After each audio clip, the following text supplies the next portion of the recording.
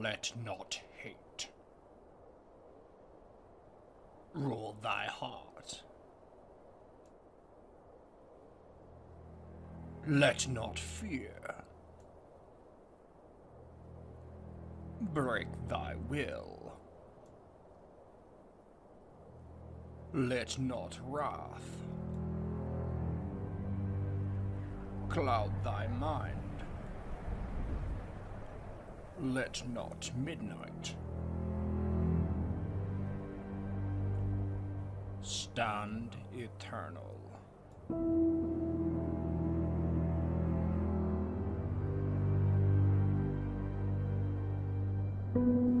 Blades and Blasters presents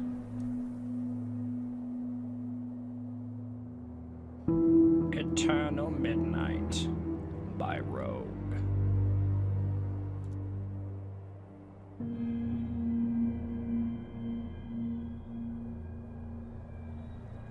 This is Demon Gate, a fantasy setting filled with horror and grief. Keep your fires high, else perish in the darkness. And at the end of days, the first sign shall appear in the heavens. Justice shall fall upon the world of men. The armies of light and shadow will clash across the fields of eternity.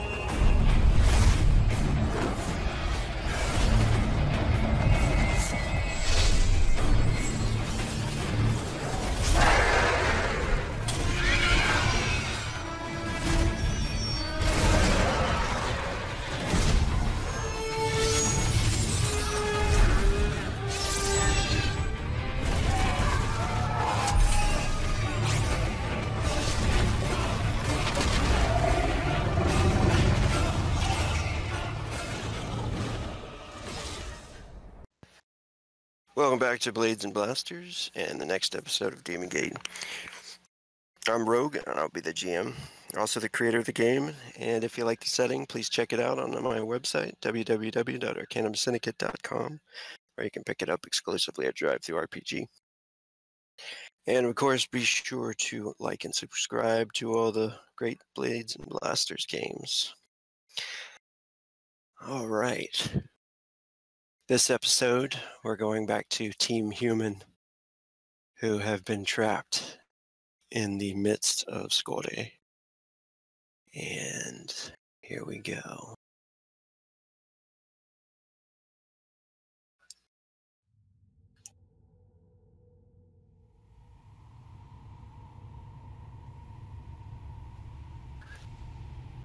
The time had come. The undead were outside, smashing the door to bits with their claws and axes. These were no mere zombies, nor were they mindless skeletons or thrall, animated by simple dark priests or black mages. These were ghouls, cursed beings that still held on to enough wits to feel hatred. Ghouls still cradled most of their rotten flesh, and they still protected what was left of that flesh with tattered armor. They didn't carry rusted or broken weapons. They sharpened them, poisoned them, and worked them into tools of warfare to be more efficient. Ghouls remained just as they were in life, yet only now they held on to what little remnants were left of their minds, and they wanted revenge against the living just for being alive. Blackened, corrupted by sorcery, and driven by an insatiable desire to feast on living flesh. Such was the wrath of the necrophage.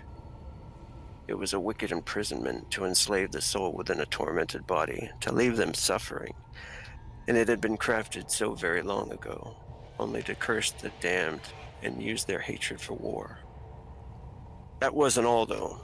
The sounds of the scampering across the walls and over the rooftop, knocking tiles off and breaking through windows and into different parts of the house in the dark.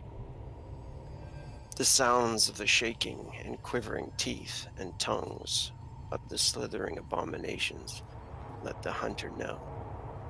Lurkers, he stated, for all to hear.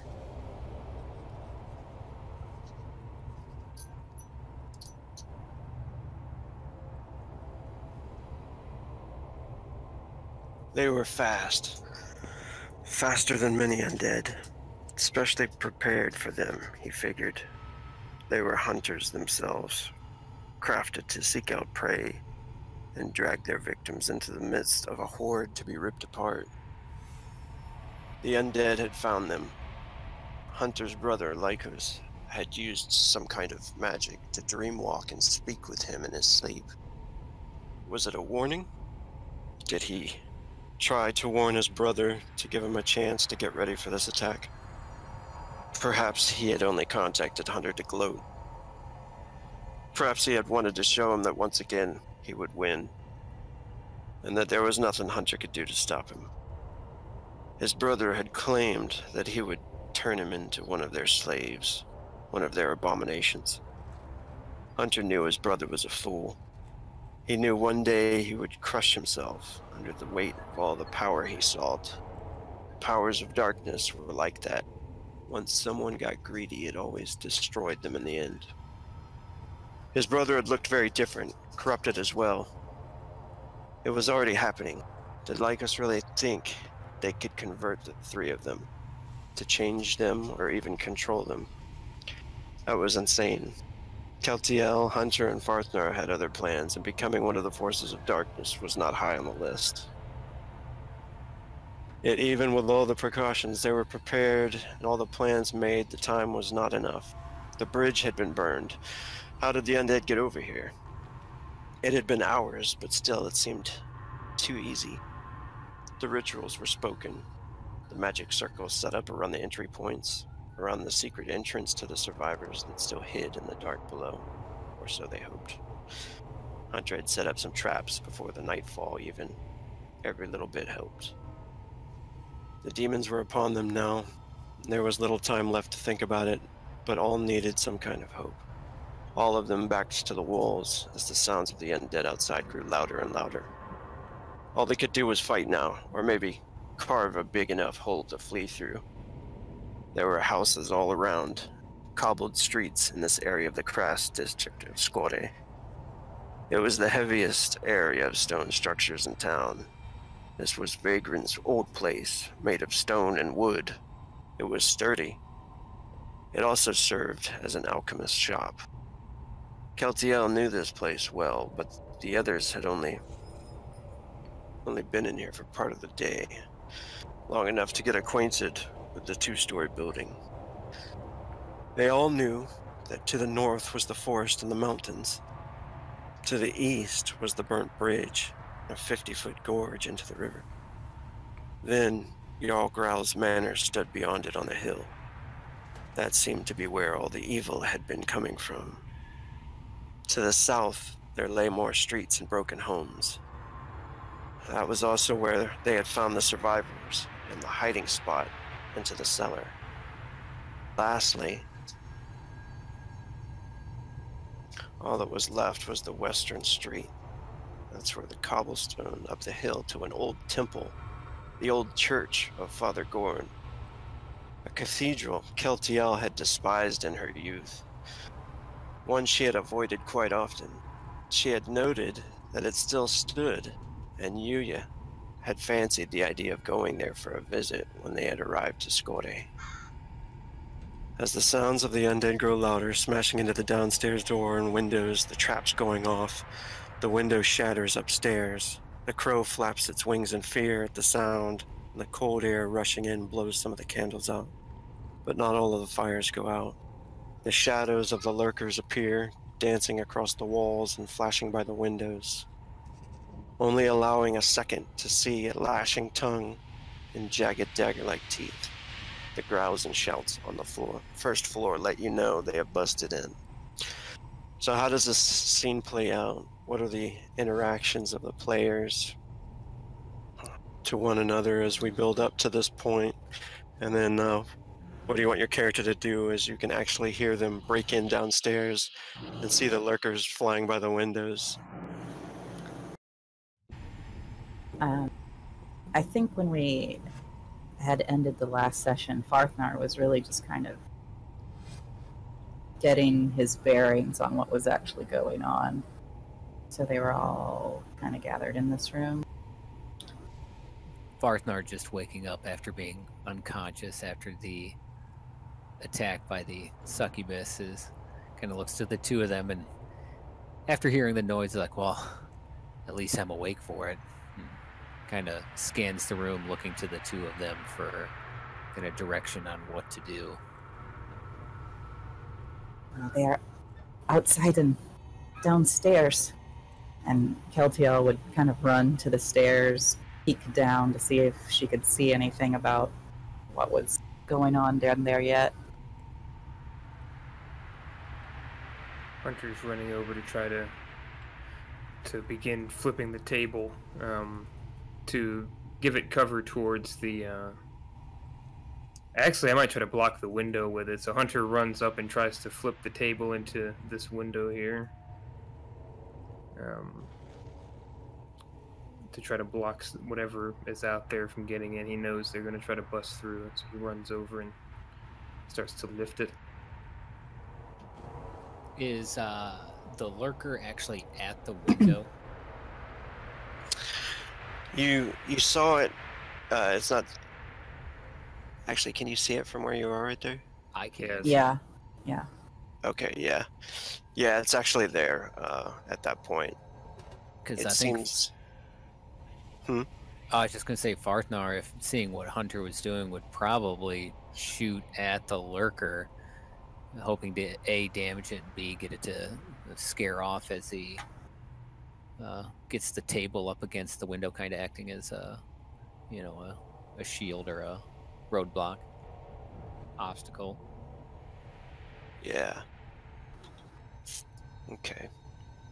So everybody can go ahead and we'll roll an ish.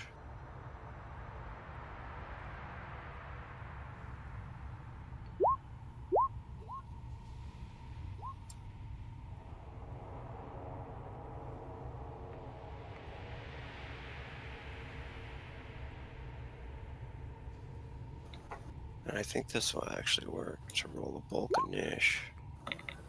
Do this.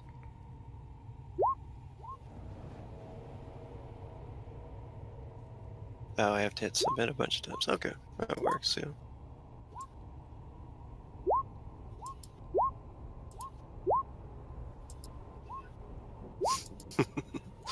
That's absolute madness.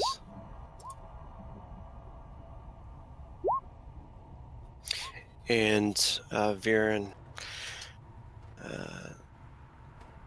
if you haven't rolled yet, don't worry about it yet, just yet.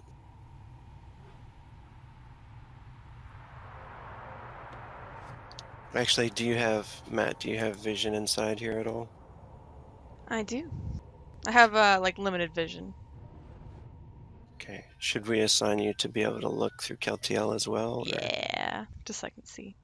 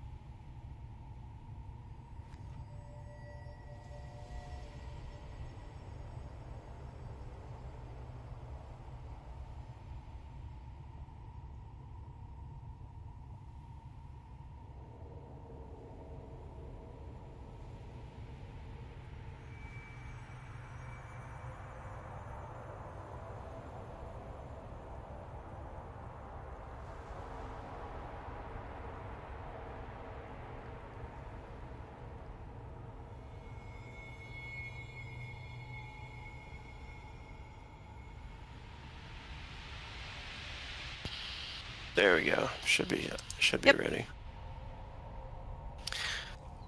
All right. Well, that works out. Farthnar gets to go first. Doing what he planned, he's going to go ahead and go full Gatling gun on the lurk. Okay. Did you want to just unleash all of your actions on it, or did you want to do? I think I can burn, if memory serves. I'm trying to remember the rapid fire. I can do 2 frenzy for 5 attacks, Yep. which is what I'm going to do. All right. So it's, let's see here if I can remember that. Yeah, go up to attacks. Attacks, longbow. The modifier is 0. Mm-hmm. The combo 5 actions.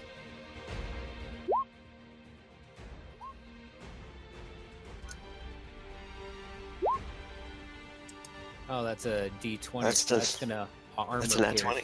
That's armor piercing as well. Yay! That's also times 7 power damage. So, Total. so you're telling me it? Oh, it just adds 2 to the multiplier. I was for a second. I was. About I think to so. And No, Right, 'cause that's gonna it's- be when the power damage comes up. Go ahead and put a 10 in there. Oh, so it's 5 times 2. Oh shit, it's double. well, Alright no, then. no, this my power damage is times 5 because I'm doing that Legolas attack basically. Mm-hmm. So it's 5 times 2. It's Yep. 10. Okay. Okay. Go ahead. 10. All When the right. power damage comes up, just put a 10 in there. Because, yeah, it was combo damage for 5 times 5. So you launched basically 5 critical hits at him right there. All right. And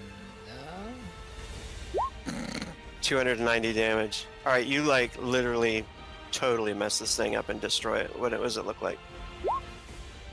Farthnar, coming out of his semi-coma, the last thing he wants to do is go back to what slowly is coming back to his mind, that horrible face after what he thought it was Keltiel being revealed to be a monster. And he wastes no time trying to help by quickly unloading 5 arrows. And whatever God's hand directed them, they all seem to land in critical locations. The last one hitting it right between the eyes as it tumbles backwards and rolls off the roof onto the ground.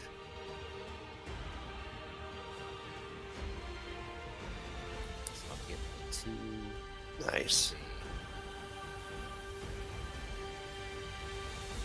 That was an uplifting attack, at least, too. Yeah, it appeared as though the lurker was just going to like hiss after it broke through the window and kind of like keep moving too. So you hit it and it goes tumbling off the 5 arrows through it. You hear the sound of a creature outside. The bloated, nasty roar of a familiar type of creature, one of the bloaters, as it's moving towards the front of the place.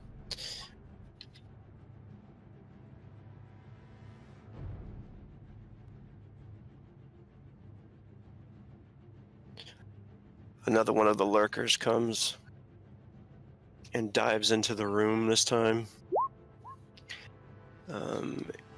It is going to try to use its tongue at either the hunter or Farthnar. They've got some cover, right? Yeah, from that table there. Alright, he's gonna go after Farthnar.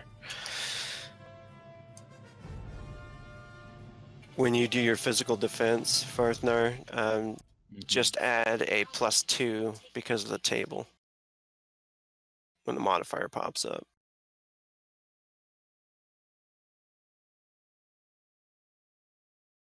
So dodge modifier 2.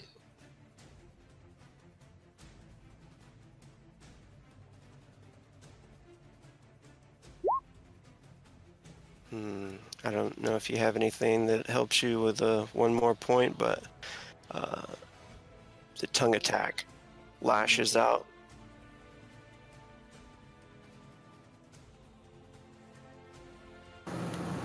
What about that cloak defense?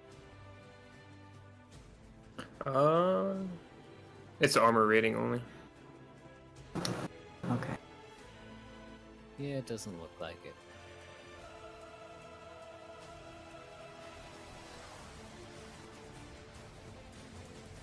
Nope, doesn't look like it.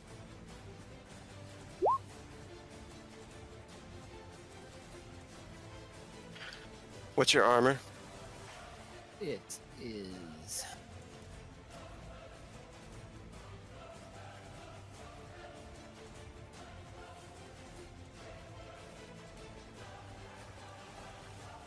Should be at the very top, Well, yeah, I'm searching for it. in the middle of your character there. 8. 8, okay.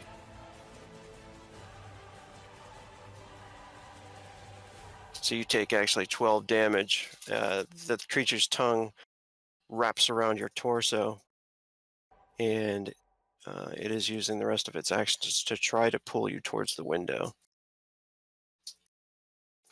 This is just going to be, yeah, this is going to be just a resisted strength check. So you just make a attribute, go to attribute checks and or your strength there.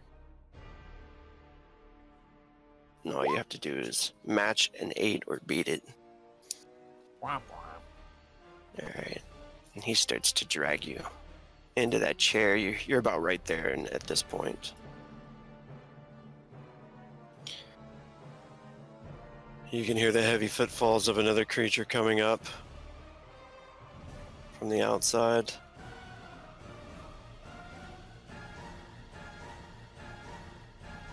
That's actually several creatures. I'll move 3 lurkers. 3 more lurkers moving in. Did we hear those heavy creatures downstairs or from outside on the roof?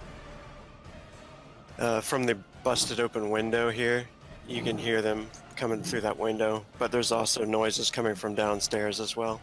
Okay.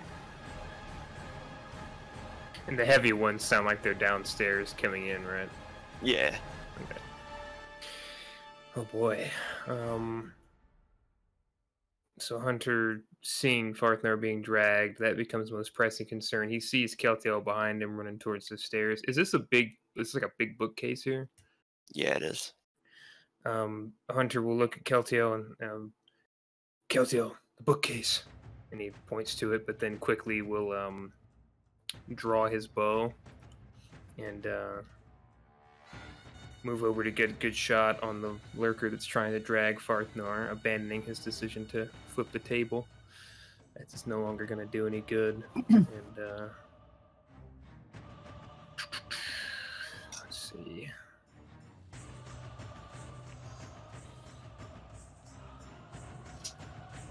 I'm just going to do several aim and fire attacks with it, basically. Lurkers are... I know them to be undead, yeah. These aren't. Mm-hmm. Okay. I will use the silver arrows for this one. I have... They're barbed silver arrows, right? Or how do we set those up? Yeah, I think they were. I think they were barbed silver. Okay. So, so when the modifier comes out, you can put a +2 in there, and then it'll do power 2 damage. Okay. So I'll use those, and I'm gonna do. We'll start with one aimed attack. So. Is this a quick deadly draw. shot? It may as well be, yeah. Okay, yeah. 2 actions. Or heavy attack.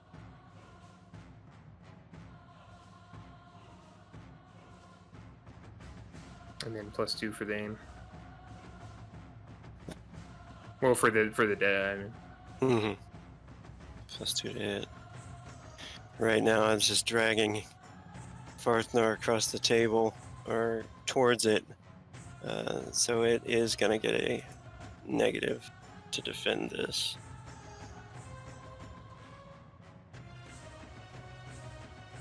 That's a 21 to hit. Oh, He God. critically succeeded.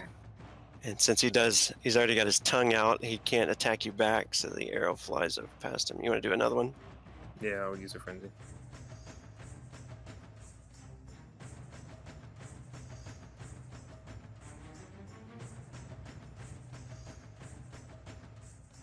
Oh, this is gonna...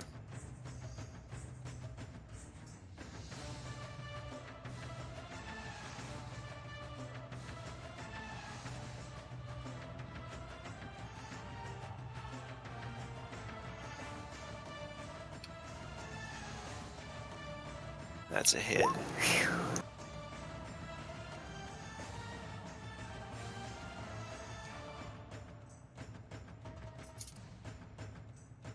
So Deadeye shot. That's times 2 power damage, yeah. Yeah. Mm-hmm. And that's additional times 2 for the silver. Silver, yeah, so that'll be 4 power damage. 56. Almost kills it. What's that look like? Puts it to the ground. So first shot flies a bit wide as the lurker is just dragging him in and sticks in the wall. Hunter curses under his breath, draws a second one, aims a bit more carefully towards the torso area. Arrow flies and sticks in the upper collarbone and knocks it away to the ground. Is that Keltiel now? Yep. It is. Alright.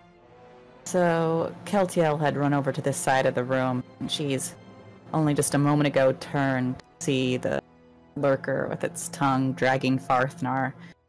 And just as she starts to change what she was going to do, Hunter shoots it, and it's on the ground now, right? Mm-hmm, yeah. She looks back down the stairs. Can she see anything? At this point, you cannot. You can hear the traps going off, though, and you hear a lot of creatures coming in. You can kind of see shadows on the walls of a bunch of creatures down there moving into the rooms. Realizing that she can't wait for them to bunch up at the bottom, she takes a witch fire potion and throws it to the bottom of the stairs. Nice. Because that is not going to matter if it hits someone. No, but it'll definitely start a fire down there. Well, what I'm aiming for is something that they cannot get around to climb the stairs. And possibly even burn the whole stairs down. Awesome. Okay, go ahead and just do an attack and just... I don't even want to say it, but don't fumble. That's basically...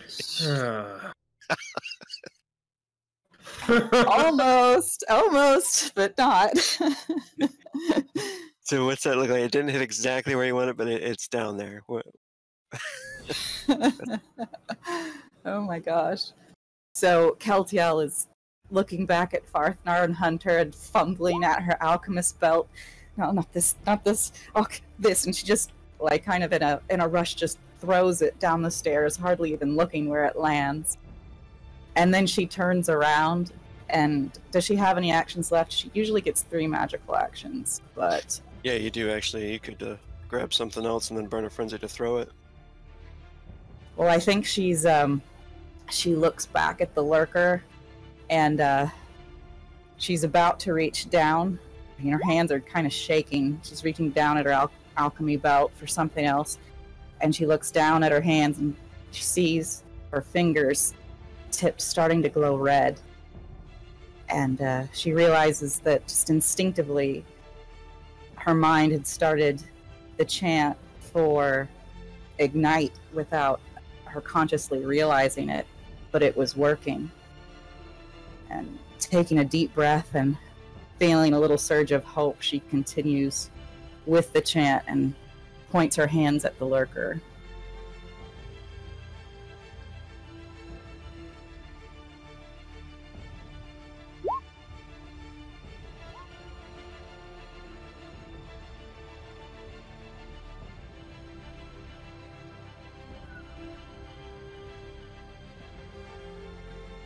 And now it being outnumbered, suffers another negative.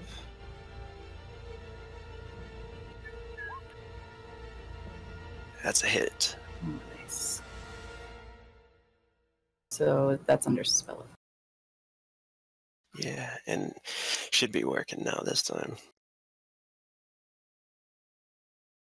Not too much, but might be enough. I don't know.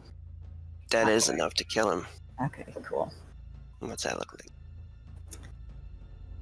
She points her hand at the lurker, and there's just a sputter, like you're trying to ignite wet kindling. as if she doesn't quite have the hang of it yet, but still a fire suddenly does blossom on his chest, and the lurker clutches at it, his tongue releasing Farthnar.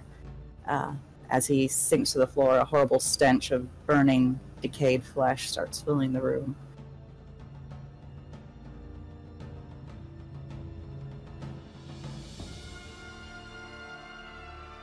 And Sweet. that's it, I guess. Now we can actually, Matt, you can go ahead and roll your initiative and see where she's gonna pop up. D might, I don't know, just to add kind of that +2, could I do Warcry? Oh yeah, that's cool. Alright, we'll see where she falls in the initiative order, and then we can go from there. Yeah, Warcry. Oh, I forgot. I was gonna remind Hunter about it. Like Wait, when I you rolled a said 0. local- Oh. I think I put a +2. It's yeah, I double plussed. My bad. 1 sec. Oh, okay. You can just reroll. Just put a 2 in instead. Double plus the system. Double plus good. Unbelievable. There we go.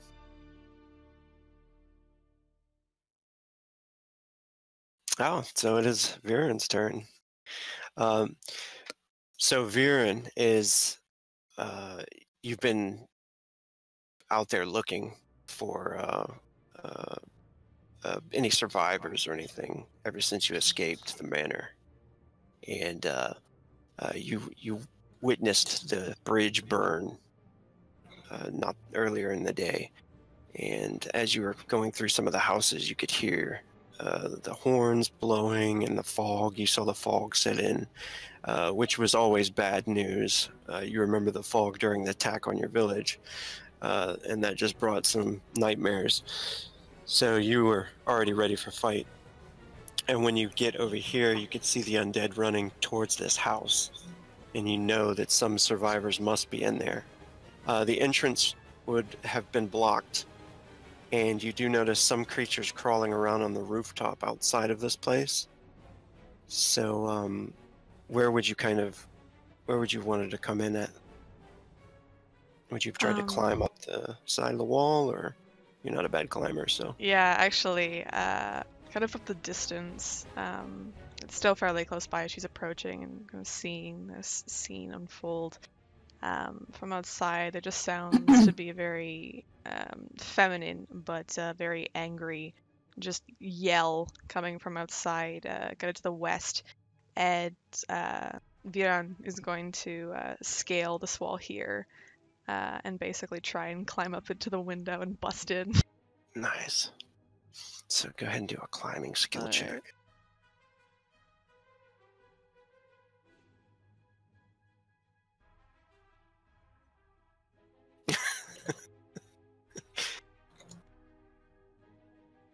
Uh-uh. Oh, yeah. Oh, God.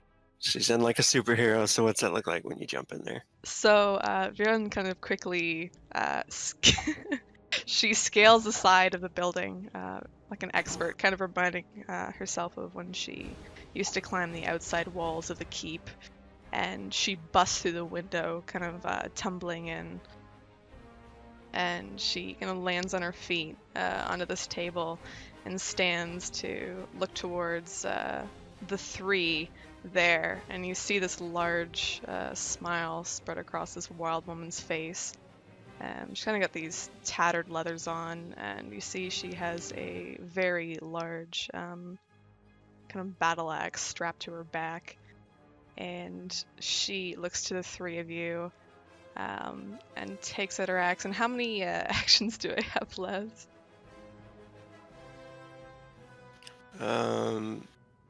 That would probably be it, unless you were going to burn frenzy to attack. Oh yeah, oh yeah, but I can't really attack here.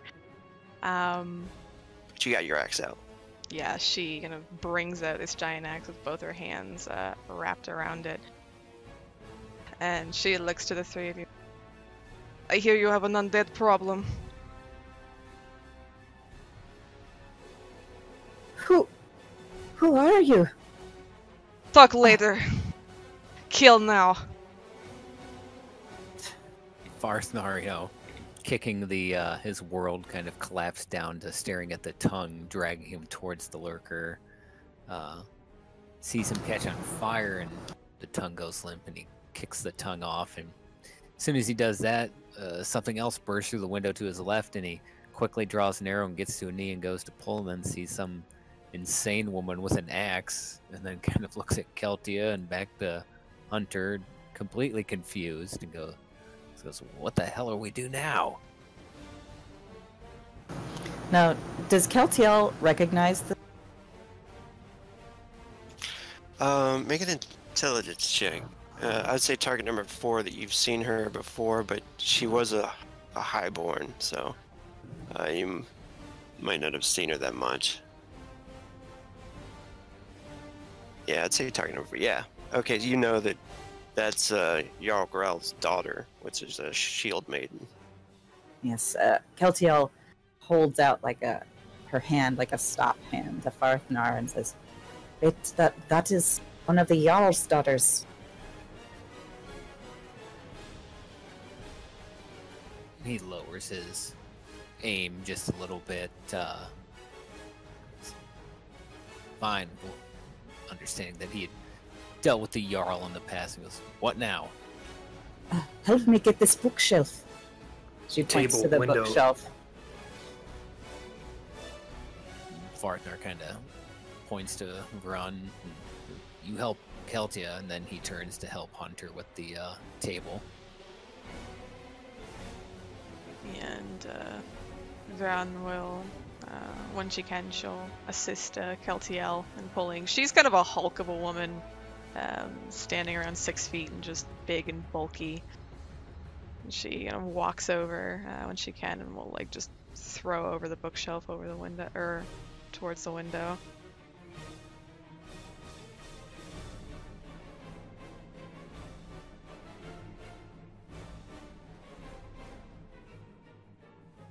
All right, you notice the fire below has certainly blocked some of them from coming in for sure.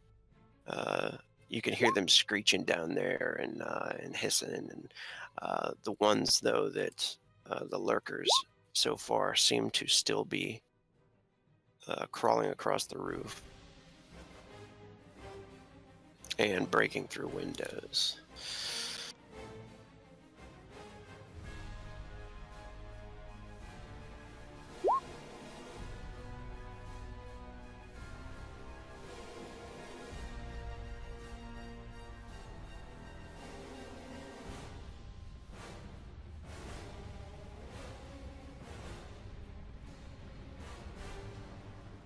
So to make sure, we have the stairs are on fire, we've blocked one window, and Vyrun has jumped through another. Yep. And did we hear another window shattering upstairs? Yeah, the one that leads to the alchemist chamber has broken. But other than that, downstairs seems to be swarmed, and the fire is starting to catch. Fire's starting to catch in the hallway, so you're pretty sure that the stairs are going to burn. I mean, it could end up burning the house, but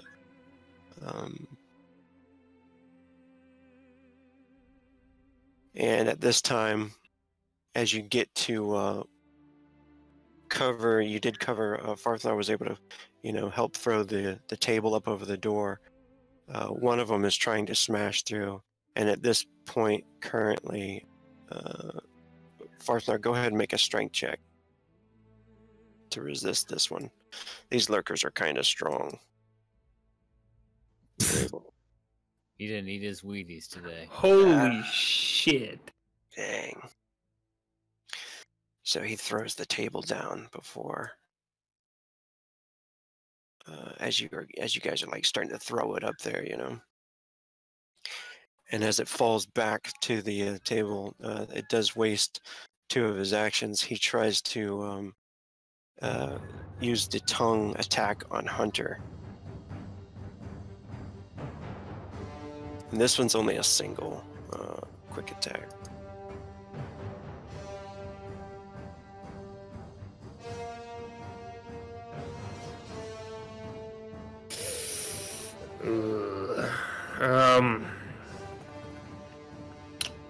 I think opposition sounds good. Okay. We'll make that dexterity check and try to get the bonuses to defend. Does he have to resist dex? No, it says this opposition. It lets you make a dex or acro check to attempt to receive a bonus to your physical defense mod for 1 round. Ah, okay. It's only towards specific attackers, so it's just against him. So I'll roll it, and then we'll see what it does for me. Yeah, I think that one's like every 5 you get, so that'd be a +2 extra. Yes, that is +2 defend. And I burn a frenzy to do it, so I get +2. I think that's all I can do for it. Yeah. Yeah. I'll save the other one. Whew.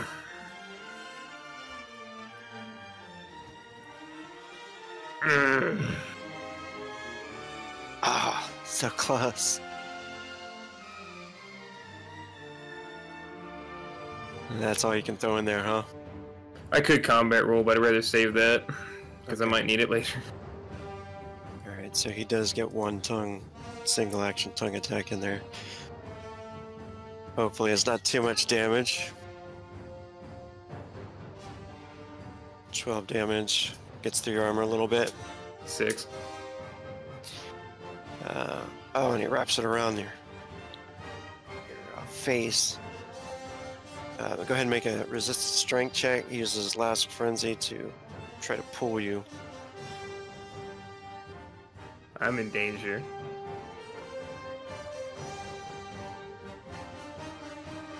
Gotta match an 8 or beat it. No, that was never happening. Alright, so he pulls you right to the window there. This is a Vatagi lurker. Comes in through this other window in the alchemist chamber. And he actually makes it into this room in here. So whoever can see him, I think Vyrun and Vyrun for sure can. I don't know if Farthnar, you might. I can see probably 80% of his token. Okay, because yeah, he comes to about right here, and it looks like he was once a Vatagi. He's got the horns, and his tongue is like lashing around. He's not quite close enough to attack yet, but he kind of just comes in and he's huffing and looking around the chamber to he just ignores the crow flapping. More creatures trying to get in through the bottom. Yep, and it's Keltiel's turn. Keltiel had started to grab the bookcase, and again, she kind of distracted by one of her being dragged out of a window, so she is going to try to burn him.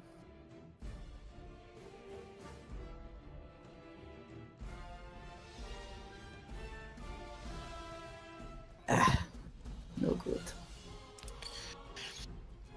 And your fire is getting bigger down there at the base of the stairs. Let's see. That lurker that's pulling him out is going to try to defend. We'll get a negative for fighting with him at the time, but alright, that one misses. Alright, she'll try again.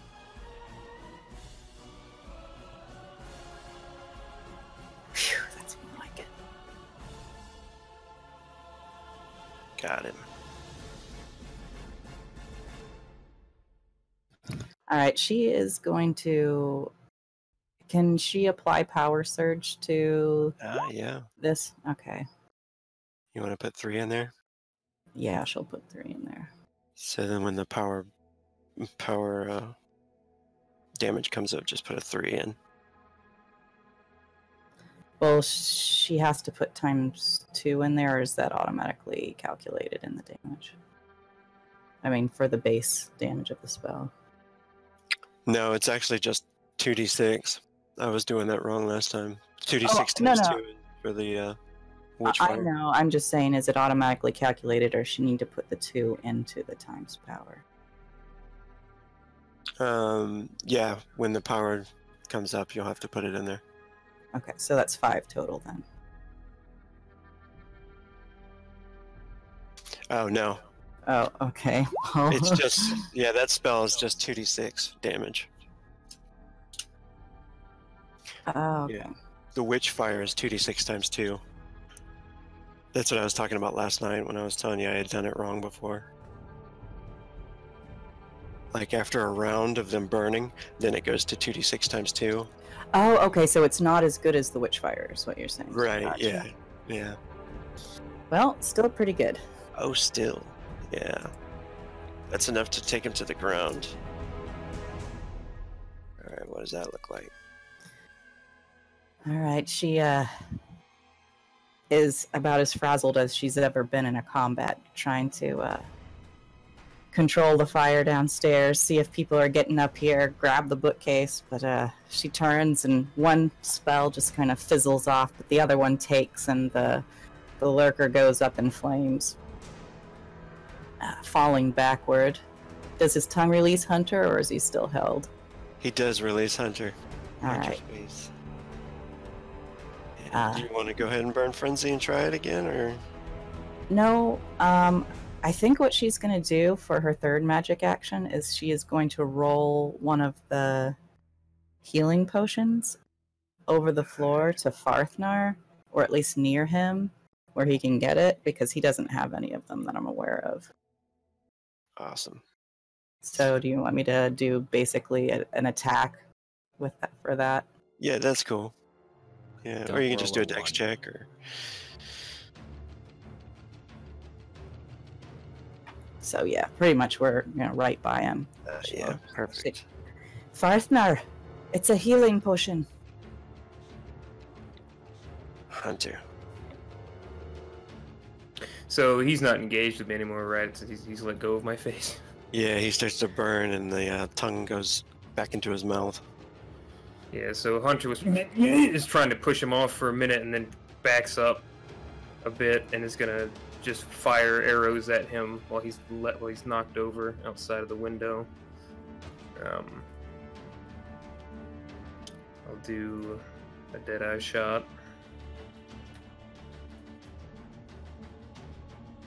The silver barbed.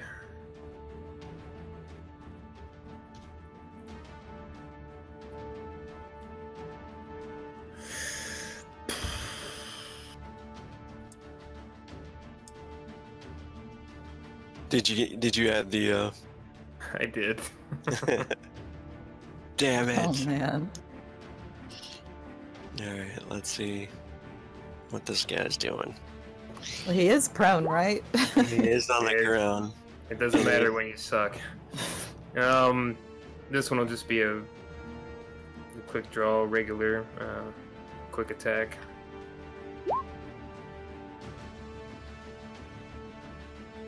But with the silver arrows still. Of course. So that one hit him. I think I rolled twice, didn't I? You did, yeah, it was a 10 and a 12. Cool. Yeah, so that one gets him. He's pretty wounded. This could do it, though. It's times 2 power damage for the silver. Yep. And it does. You kill him.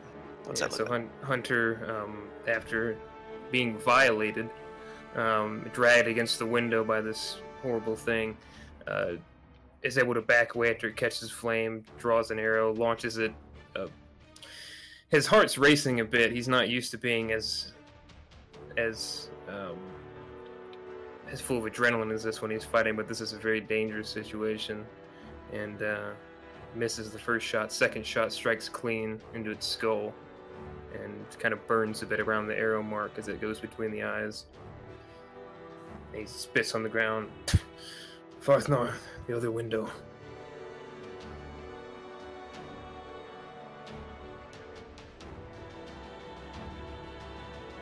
Oh, God. One of them is... This is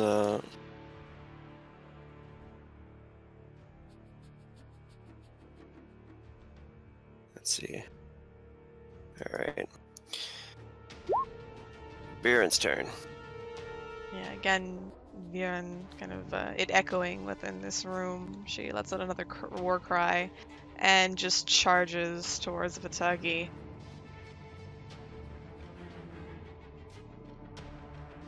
And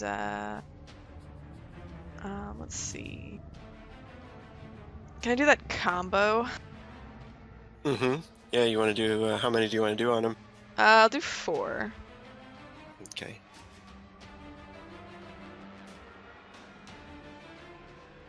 So let's see. That's pretty much all of it, isn't it? Yeah, that'll be all your attacks.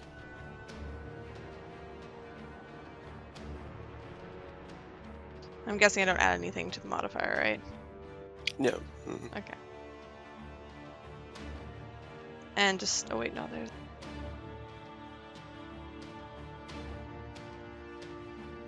Ugh.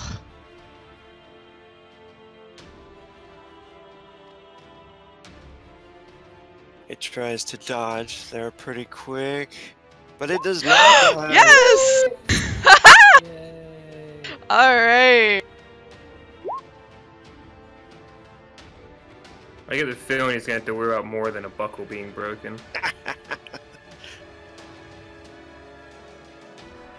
And it's times 4, right? Correct.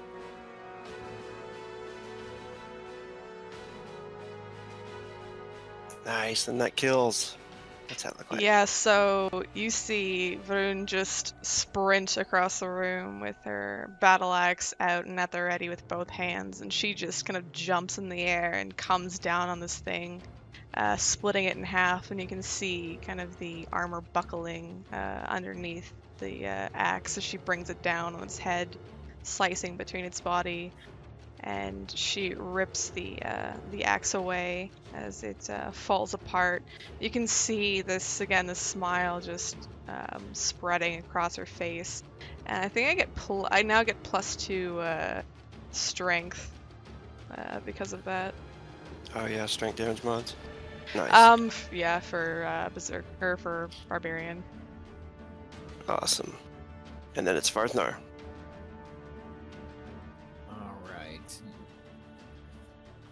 Farthnar, which window did you want me to try and block?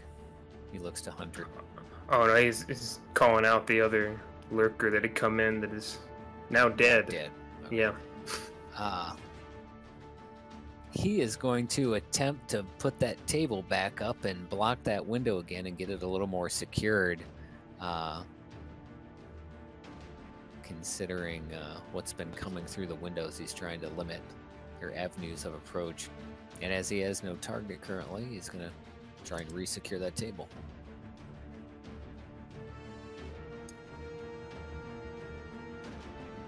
Excellent. So he's able to, yeah, grab it and throw it up in there, and as more move around.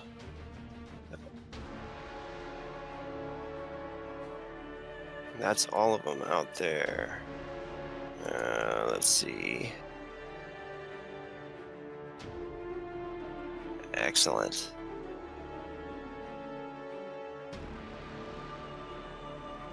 Yeah, and as Farthnar was doing that, you notice that some of them are trying to crawl, even the ghouls that aren't so, great at climbing. Even they're still trying to scale up there. Some of them are blocked down there in the room. And you also notice a large ogre. One of the undead ghouls is an ogre. And you can see him going over to one of the carts in the street there and picking up a barrel out of it. And that's just before you push the table over the window there. Keltiel, what do you want to do? Can she see any?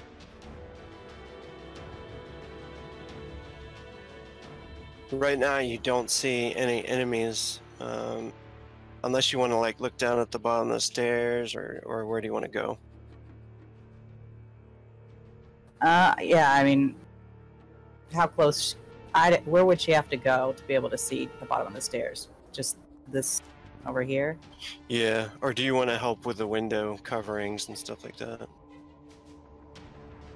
Yeah, I think she is going to... I think that this avenue is sort of covered right now. I think she's going to try to take this bookcase and shove it in front of this window. Okay.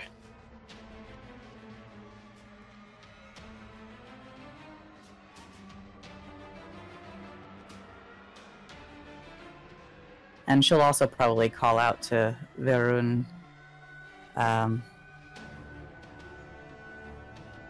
I guess they'd probably call them the Jarl's daughters ladies. I don't know. Lady Gral, are you okay? You hear a call back. I'm fine.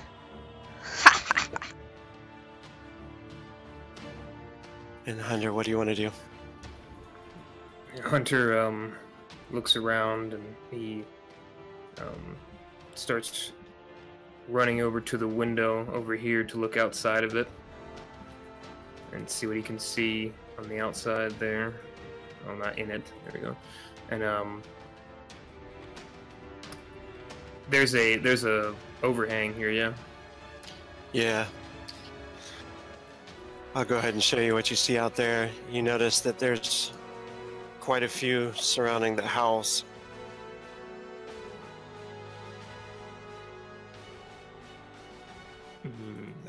And it looks like they're trying to position themselves around the house, maybe and wait for you guys to escape from one of these windows or try to get out. The fire in the stairs is spreading,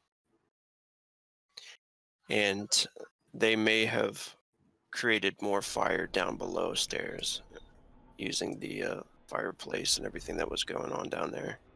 Candles that were lit. Looks like you can see some of them sound like they're clearing out from below, since the stairs are blocked. Yeah, Hunter looks at them gathering outside, and they're smart. They're not just mindless dead.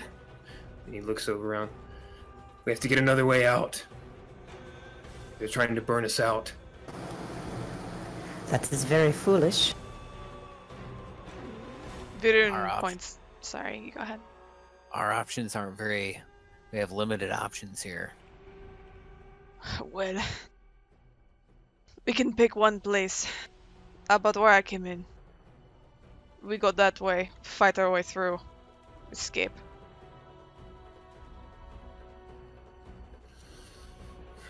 That's the best we could hope for.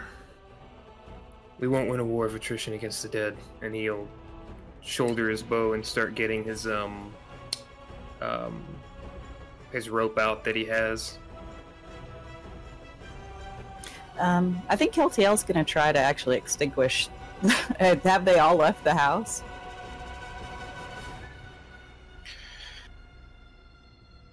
You're not totally sure if they've all left or not, but it does seem like some of them are going outside, from what Hunter saw. Right. Keltiel, wants them to have plenty of time to think, so she's gonna extinguish the fire that she sees. Or try to. In the hallway there? Yeah. Okay. At this point, it would be 3 douses. Alright, well, she'll see what she can do.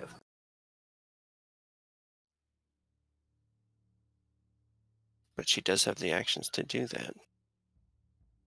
And, what then that's a if... success. That's it, yeah.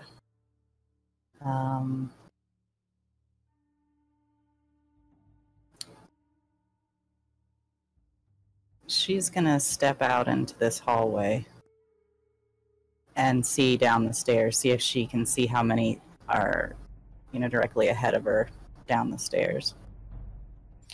Yeah, you notice that there's one creature down there that you haven't seen one of these before, but it's waiting down there in the doorway. You can actually see it though, and its face has some kind of strange things coming out of it. It looks like it was once a human, though. So standing in like the front doorway of the house. Down on first floor. Yeah. Down on first floor at the end of the stairs. Yeah. Okay. So is it at the end of the stairs or is it at the entrance to the house? That's my question. Down at the end of the bottom of the stairs on the first floor. So Okay. it's inside.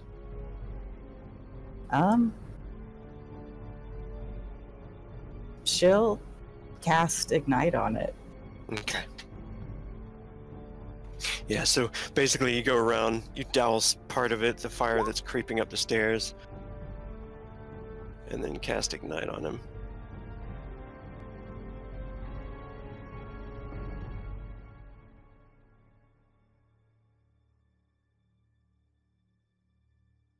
And that's a hit.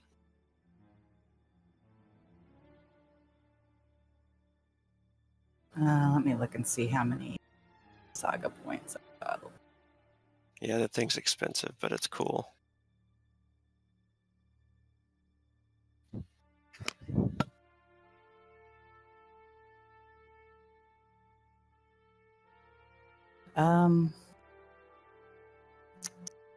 Yeah, she'll use her saga points to superpower it. Do the 3 power? Yeah. Okay. Alright.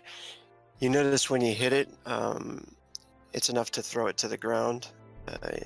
You can see it kind of screeches and its face separates and starts to move away, and it backs up out of that doorway there.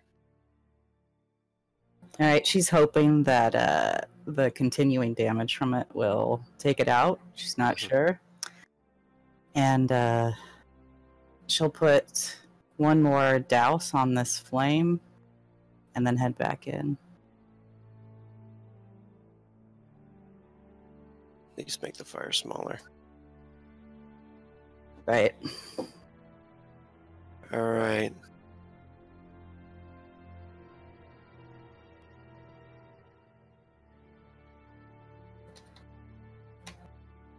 I'm sorry, I'm not doing my stupid Battle chant. battle chants.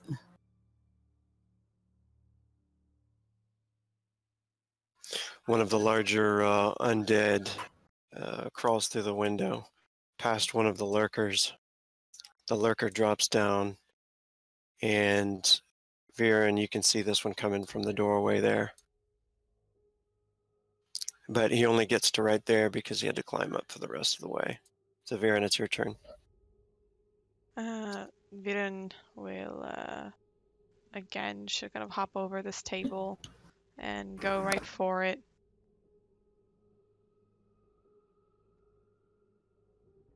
And she'll start hacking away. I'm going to use, probably do the 4 actions again. Okay. This one has a sword, looks like a bastard sword, and a shield in his hand. You have seen one of these before, one of the Veil Knights, and you know that they were pretty nasty. Ooh. He's just going to try to block it with his shield.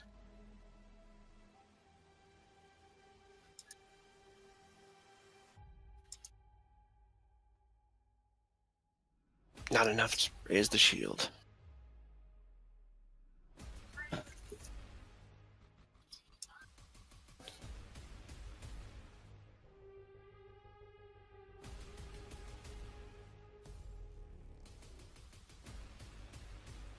Oh my god. Yeah. Almost kills him.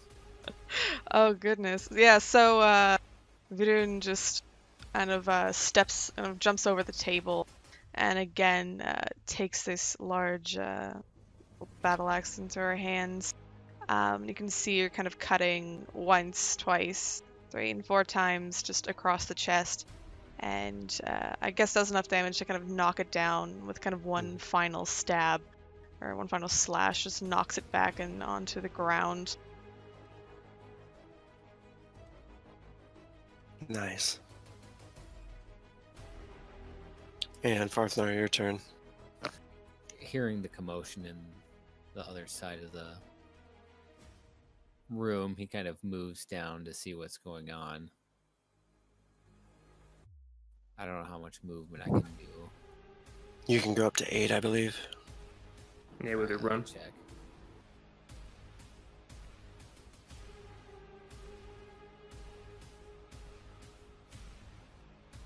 So if he can get a shot at that knight, he's going to take one. Yeah, if you can see him. Yeah, I Yep. can see him. No negatives from running either, Nope, because you have running shot. correct. So I have 2 actions. I can do a power shot, correct? Yeah, if you want to do 2 action Deadeye, Yeah. it'll give you an extra +2 modifier, and it'll do times 2 power damage. Do you have silver arrows? You're using the silver arrows, right? I have not been using silver arrows Okay. because that would have been like 500 damage if I would have been. He has silver arrows. I'm saving them. Okay. That's my way to cover the fact that I forgot I had them. They were in short demand, though, I think. I don't know if you guys had a lot of them or not. So we gave out 7 apiece, because we only had 21. Yeah. The Veil Knights are pretty nasty, but Farthnar wouldn't really know that. I don't think Farthnar's fought a Veil Knight. Probably not. He's been killing Undar for a long time. Alright, that one's... He's trying to get up, but he's going to try to throw his shield up.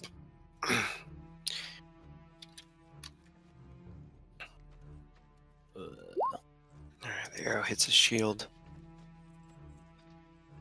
Go for another one. That's 3 actions, right? Deadeye's 2. Now that you don't have to worry about an upkeep action. I can do a normal shot then, correct? Yeah. A Deadeye would be 2 actions, and I think you can do 2 of those. Let me see here. If I guess I could have, because by running I don't spend. Right. Yeah. And it doesn't count. So yeah, we'll do that. We'll do another power.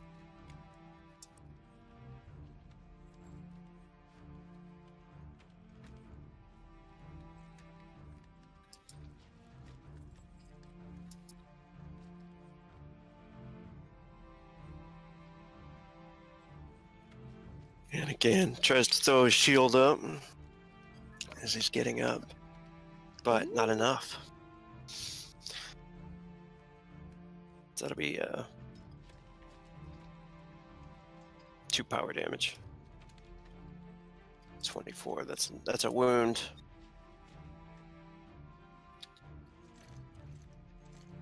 The Veil Knight, the undead, raises his shield, blocking the first arrow, but kind of opens up more of him for the second arrow that hits and lodges deep into.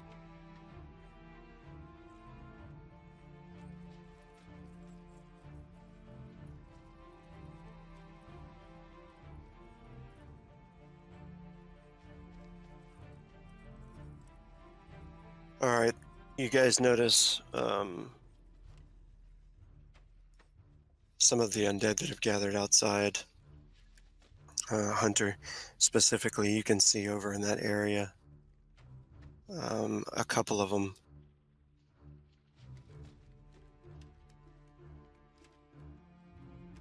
One of them throws a spell and starts to burn the outside of the window over here, or the roof.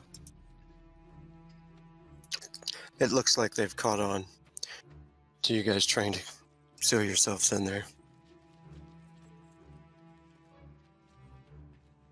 Hunter curses seeing that they're having to fight one of the most dangerous things, smart undead.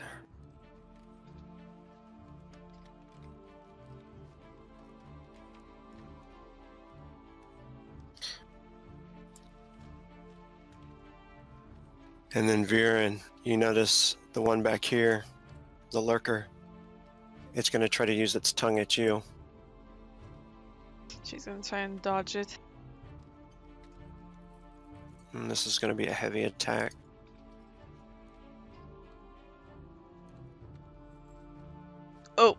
Well, Oh, give me that fumble. you wearing a helmet at all? Nope. Okay, don't have to worry about it then. It messed up your hair. Yeah, her hair gets licked her.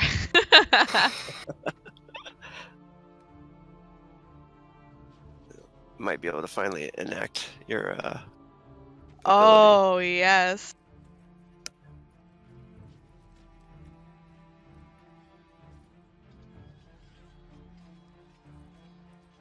Actually, 14 damage. it doesn't actually damage me because I have 10 armor and 4 toughness.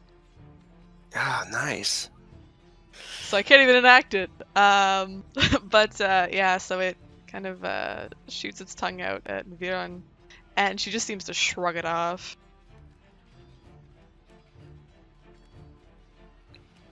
Alright, the Veil Knight stands.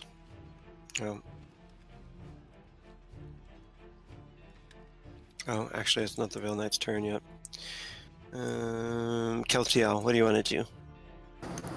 She shouts to Hunter, "What do you see?" Oh, you cut out a little bit. I'm sorry. What'd you say? Are they clustered together outside?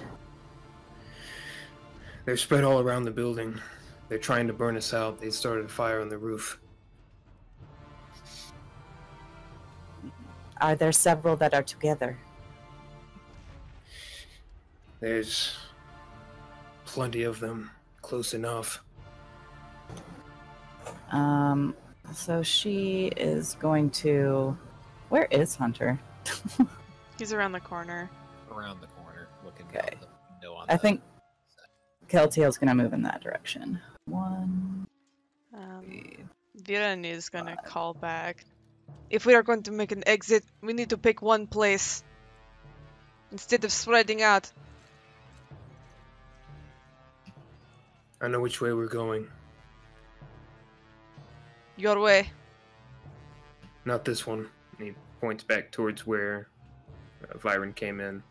That window's already open. I've got an idea. Alright, is the knight still up? He is. He's slowly getting up.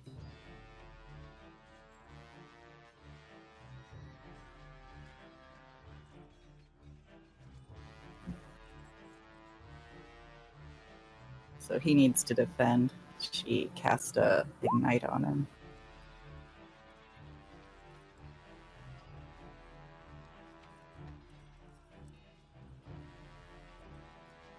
And he is outnumbered.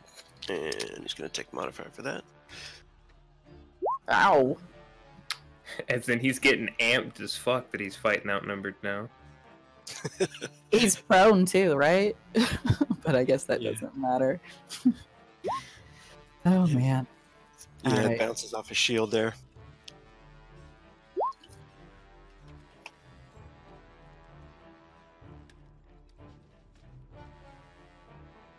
Let's try this one more time.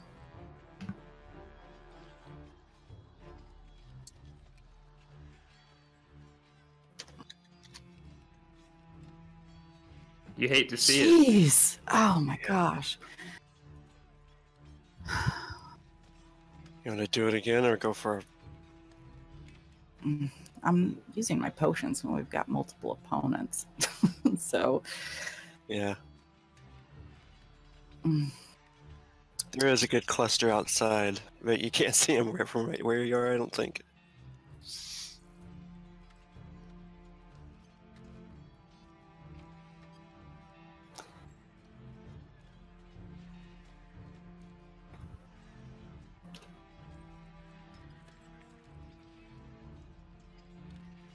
oh, she throws an axe and misses. Oh. Well, I guess she doesn't know if she misses, but he'll have to roll pretty low.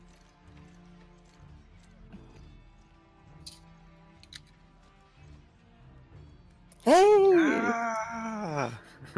That'll be times 2 power damage.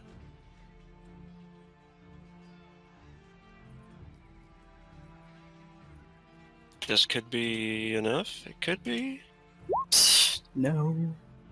Jeez. Oh man, I know. That sucks. that was Oh, with well. the ×2 power damage too. Yep. Yeah. I just Oh, rolled a 2 2. for damage. Okay, so it sticks into his armor, I guess. Yeah. All right. She's gonna battle chant. Pick a window. Yeah, Hunter will unfurl some rope, just guesstimating at how high off the ground this is, and tries to toss it towards Farthnar. And the window, the wild woman came in through. Tie off the rope. Wild Throw it woman. outside. He just keeps going. He just keeps going. Tie off the rope to something stable in the room. Throw it out the window after you clear the bookshelf. Farthnar nods and looks for a support beam or anything that could bear the weight to someone climbing down the rope. And then Hunter's gonna work to get a better angle to try to clean up what opposition is left inside. I don't think that's running. No, I'm fast. That's not running. So Hunter will come over to the side. Wait, is this in the way? Yeah, that door is. Oh, it's a door. Oh, I'm stupid. I wouldn't have done that then. Sorry. Wait a minute. It's all good. Shoot through me, it's fine. No. He would have come probably trying to get an angle on the lurker since he saw that tongue fly out, assuming that she can handle the night, and is going to try to take some shots at the lurker since that looks to be the safer target, so he doesn't shoot this person. Cool. We'll say 2 actions were wasted on the rope, and then whatever's left. Yeah, so I'll stick I'll burn a frenzy to do a rage with a silver arrow. Or a Deadeye.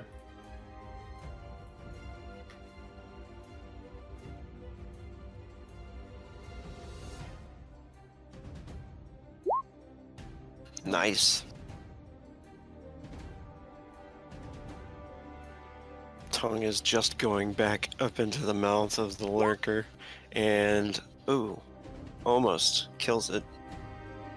I'll burn one more frenzy to do just a quick attack on it with a silver arrow.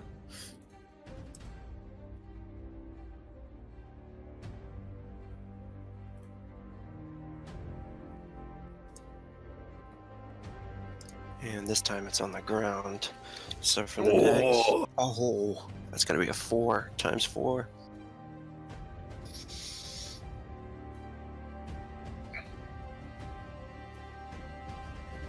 Yes. That's a kill. Get out of it. So Hunter sees the lurker fling its tongue around and launches one arrow, pins its tongue against the desk, launches a second arrow and put through the eye socket, and watches it go limp. The Veil Knight stands up, and it is going to try a heavy attack at Vyrun with its bastard sword. She'll attempt to dodge.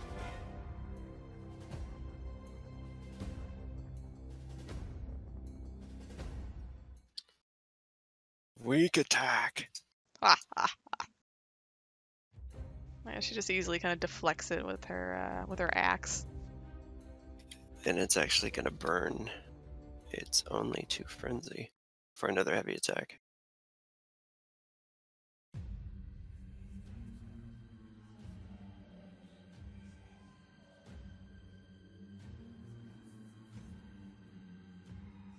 Nice. And again, he just brings down the bastard sword upon her, but she deflects again with the axe, pushing it to the side, and she just laughs. The weakest veiled knight I've ever fought. And it's Vyrun's turn. She's going to... she's gonna do a heavy attack.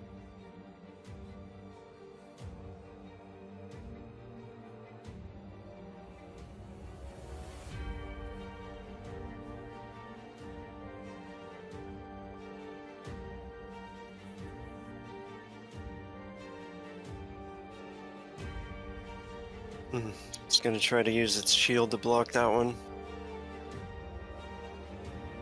Oh, It does. I'm using that frenzy to do. I'm gonna do a quick attack. Just a quick swipe. Yeah.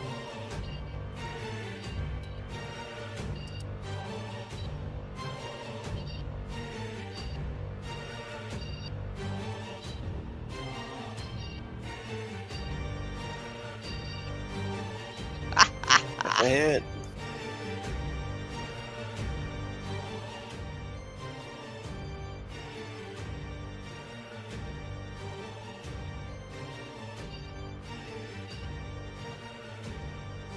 And there's no. I'm guessing there's no power. No power damage on that one. Explode. Not enough to knock it down, but Yeah, she again kind of cuts into it with a quick swipe to the left. It's her first kind of heavy attack brought down upon his head. Doesn't work. So I think I'm gonna burn another frenzy for another quick attack. okay. Oh, 1 second. This is the last one. You could do it though.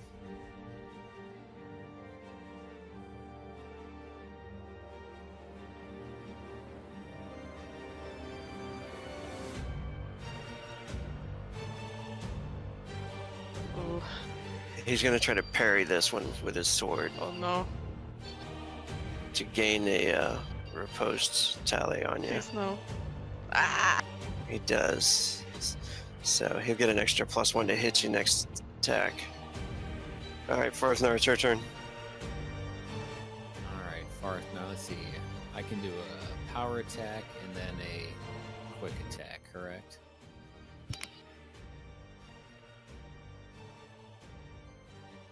I think that's what he's going to do. He's going to kind of move. Or actually, you know what? Did I have to spend any actions to get that rope secured? Whoops. Yeah, if you want to secure that right now, you'll probably spend 2 actions doing that.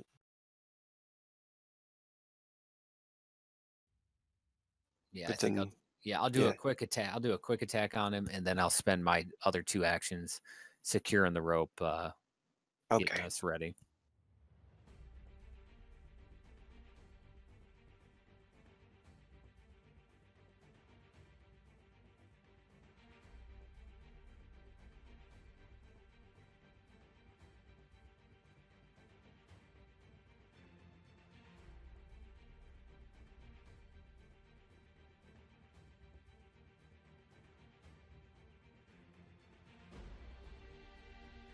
That's a hit. Did you want to use that silver arrow? Sure. Yeah. He reached back into his quiver, feeling they grabbed one of the silver arrows and pulled it out to try and put this undead creature down for good, and then went about the task of securing the rope for the group. Alright, so that'll be a ×2 power damage. Ah, Oh, fudge. Whoa. Damn. Alright. Yeah, you can hear them outside smashing. The ogre, you think he might be like smashing the wall, smashing the entranceway. Some of them firing spells outside. You know, it's gonna get pretty bad.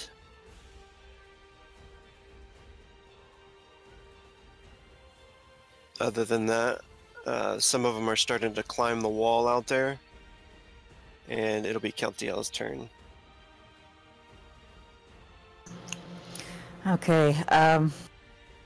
So what exactly did Farthnar do with the rope? He secured it to one of the posts in here, one of the rafters or whatever. So it's right now, I guess, laying on the ground, and so that you guys can grab it and jump out the window. Or there's still the bookshelf in the way of the window as well, though. Right. Okay. So I was just trying to determine what window we were talking about. So it's that one with the bookshelf in front of it. Yeah. And then you have undead coming up, climbing the walls over here too. Right. I think she's going to get shut off on the knight, try to take him out, and then start backing up into the other room.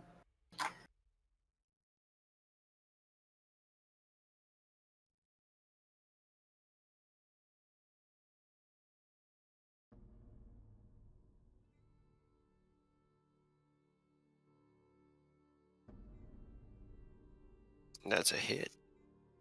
How many spells have I heard go off, by the way? I guess we wouldn't know. A lot. Right. Several. Yeah, I'm sure. Okay, so just 9 damage, but it's fire damage. I forgot to do ×2, so that's 18. Yeah, he was hit before too, wasn't he? Yeah. So that's 18. Oh yeah, he's... Alright. And he's on fire. And I think Keltiel was... I'm really worried I'm gonna, like, blow myself up again. So that's like a warning. That's probably not gonna go off. If that doesn't work, I'm just backing up into the other room. Yeah, that one fails. Well, he has to dodge it still. He might automatically. Maybe he can't dodge less than 3. If you roll... he rolls a nat 1, he can. Yeah, you have to actually roll over a 3 for a spell to get off. Oh, I was not aware of that. Okay.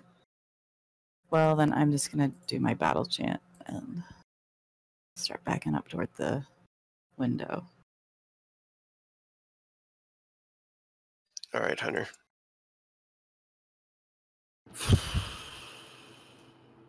I'll use any remaining action she has. Although you can't act it. Shoot. Was I able to move? How does that work? Can you act and then move? Yeah, you can move at the same time you're acting. Okay. So when you run out of actions, your turn ends. I don't think you can move after you've used all your regular actions, I don't think. Okay. She still had 1 action left anyway, but... Yeah, you want to use it to move the shelf? Yeah, that's what I was going to say. If she was able to, she'd start shoving the bookshelf out of the way. Oh boy. Yeah, Hunter's gonna... This knight needs to go, so he's gonna try to angle his shot. Vyrun's kind of in the way, but he needs to... They need to get moving. So he draws an arrow, silver arrow, and it's just gonna take a dead-eye shot at the knight.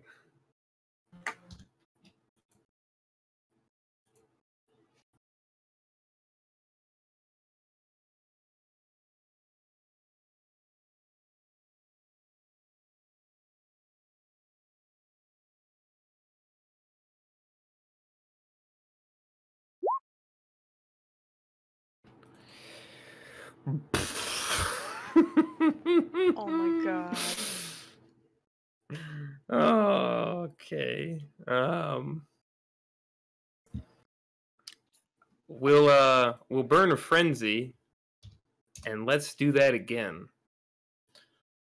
I think you can take more than one. Vyrun talking all that shit and really costing us. Let's do that again, shall we? My fault, you all suck.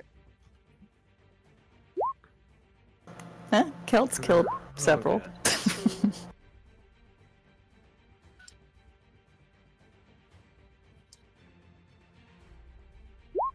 Hey, how about it? There you go. You stop sucking. That's all my silver arrows gone. Nope. That was the last one? That was the last one. But hopefully it's worth it. I can tell if... Get out. Yeah, he's dead. Yeah, so I don't think I can move because that was my frenzy. So he, seeing this knight just will not go down, he just starts to pepper it. Gets one in the shield, and then the second one he aims for the neck connecting to the spinal column and just knocks its head off, but knocking out one of the vertebrae. Alright, since all of them are cleared from up there, And you guys are fleeing, right? I'm going to end combat here, so you guys are all taking off, hopefully. Jumping out the window. Yeah, Hunter scoops up Faster his... open. Yep. Okay. Points and rushes towards it. Does the crow make it out? Yeah, the crow's probably going to fly out. It's got its little message attached to its foot, so who knows? Maybe it'll go to Hammerfall. And everybody, go ahead and make a dexterity check or a climbing skill check if you don't have climbing, just a dex check. With a rope and a wall, you can add a +4 to it. Oh, that's 18. Yeah, that's 25 for me then. Cool. We'll say the lowest one is probably the last person out.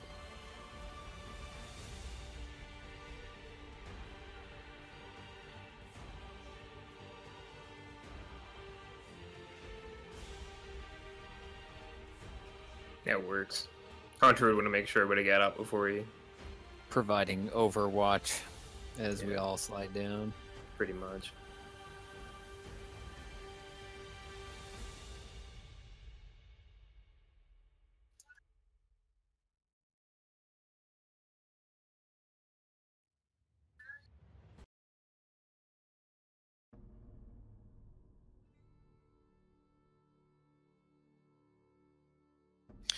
All right, as you guys jump out, we're missing one person here. Me. The chick with the axe. No, Keltiel is here. Oh, axe. Ooh. Yeah, you guys dive out into the streets, and which direction are you going to head? The way to the manor is pretty much blocked by undead. Well, and we burned down the bridge. Vyrun did burn down is... the bridge. Yeah, she's actually going to motion them all to follow her. She's like, come with me. Without any better suggestions, really, Keltiel just shrugs and looks at her companions. Starts to kind of follow Vyrun. Yeah, Hunter doesn't have any... If she was going to try to kill us, she would have probably already tried to do so. So he's wary, but he starts following Vyrun as well. Farthnar, who may know her from his business with the Jarl, and it seems Keltiel is familiar with this woman in some capacity, follows suit. And Vyrun starts making her way, she's gonna make her way towards the church. And as she's walking, she settles the axe against her shoulder. She's kind of walking ahead of everybody else, but she glances back. Is there anyone else alive in the village? There is. Where are they? A bit farther. She's... Go ahead. They are in hiding. And she'll kind of stop in her tracks and turn to Keltiel. Are they safe? I do not know. And by no means were we. Sorry, you're cutting out there. I'm cutting out. Yeah. Yeah, you're coming in and out. Mm-hmm.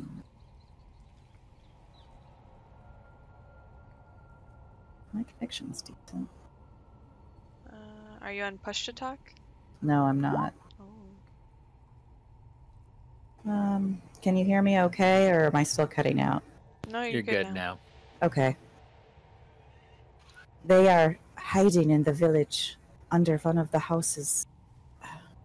They are as safe as they can be unless they've been found, in which case they are dead.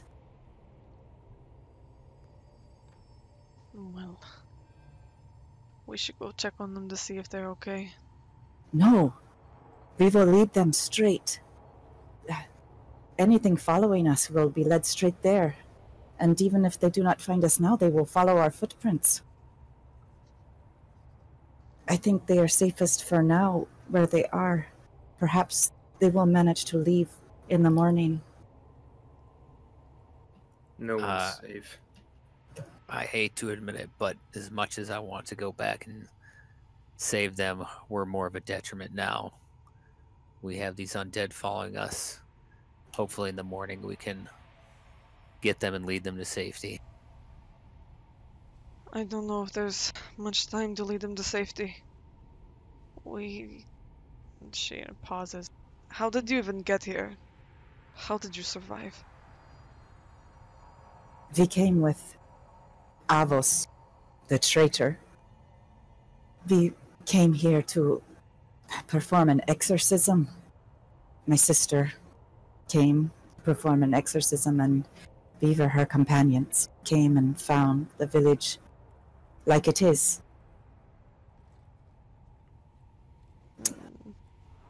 Vyrun pauses for a moment. And she continues to walk, adjusting the axe on her shoulder. It has been like this for over 2 weeks now. I'm sorry if we couldn't get here sooner. She shakes her head. Honestly, I thought that everyone was either captured or turned into those abominations back there, or dead. There are only a few hiding under the house. Some children, an old woman, the herb woman. No, it's not the herb woman, is it? Is it? Yeah, there was an old woman under there that used to practice the herbs, but she passed off the shop to her daughter. All right. The older herb woman. And Gil. I don't remember the names of the other ones. But anyway, Keltiel describes who's there as they're walking, but she tries to keep her voice down. And you guys can see, you see the torches on the walls and the alleyways, and you can hear laughing and shouting and stuff. And they went down this way. I saw them. And you can hear them getting closer. We must hurry. Yes, we need to go to the church. It is a way into the manor, from what I know. We need to hurry then. It's only going to get worse. Vyrun nods and kind of picks up the pace towards the church.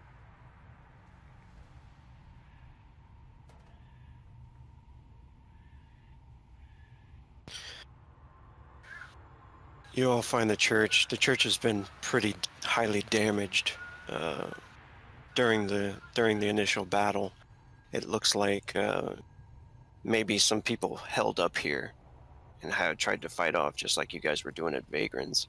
And it looks like the roof is burnt in several places, and probably some ogres probably lobbed several rocks, large objects, carts and things like that through the ceiling and in the walls and stuff. Whoever was in here during that time's probably long since been dragged away. So you do get a dangerous vibe, like there still could be something lurking around in here, but it seems somewhat safe so far. What gives off that danger? Is it like, are there noises? Is there like an aura? What do I feel? It's somebody who's been through undead stuff before. Yeah, like I guess just the quietness of the place. There's still things moving, still things falling, you know. You don't see anything yet, but it just feels like, you know, you should be very wary, watching every corner, As they enter and Hunter picks up on it, he would say to everyone, spirits in here are restless. Don't let your guard down.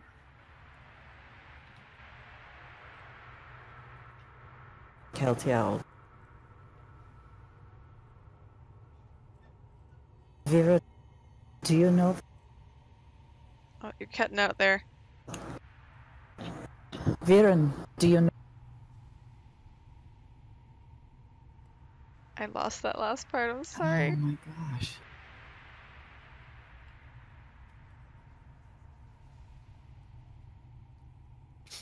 Spiritual interference. Farthnar, definitely keeping his guard up after his issue previously, before Hunter and Kelt went into the cave with the two other now missing party members.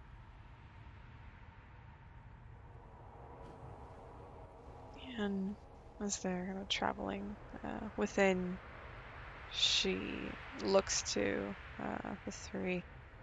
I'm sorry the battle did not allow us to introduce ourselves.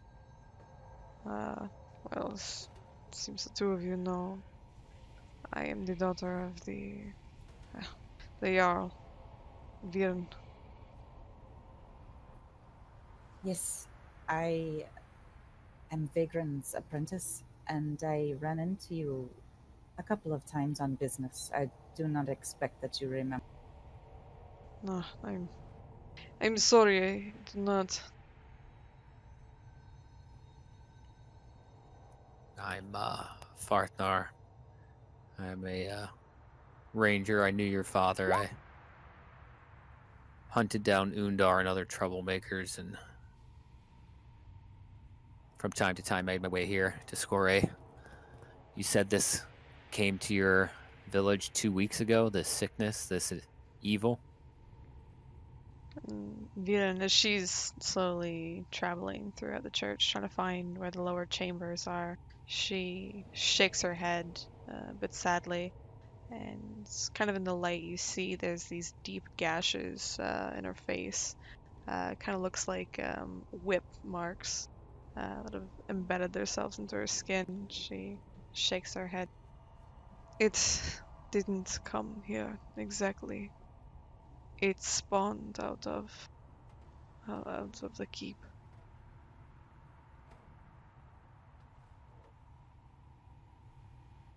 It started here?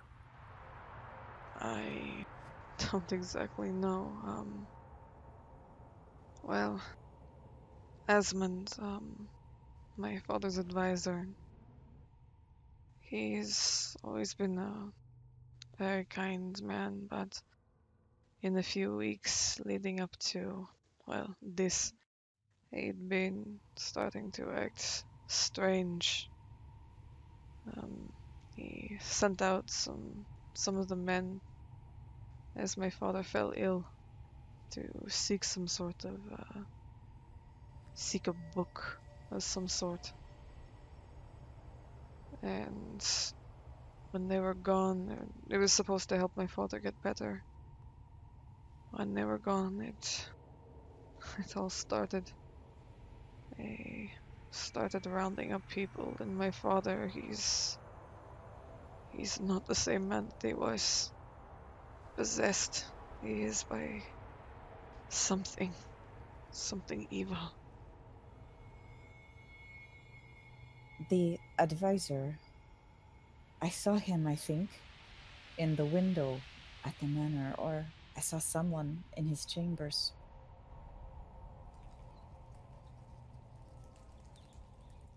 Maybe that was him looking down. I was lucky. I escaped. I have been trapped in that keep for the last 22 days. How exactly did you escape? I had assistance from someone else. We just got lucky. They've been slowly picking off people, taking them away, turning them into those monstrosities and torturing us with their visages beside us. in the cells. My brother's still there.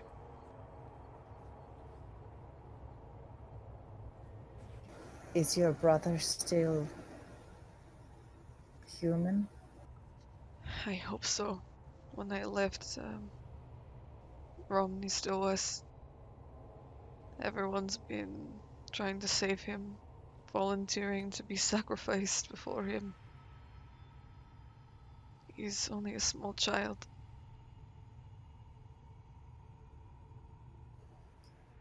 Have you seen the witches? I haven't seen them myself, but I know that they're all in league together.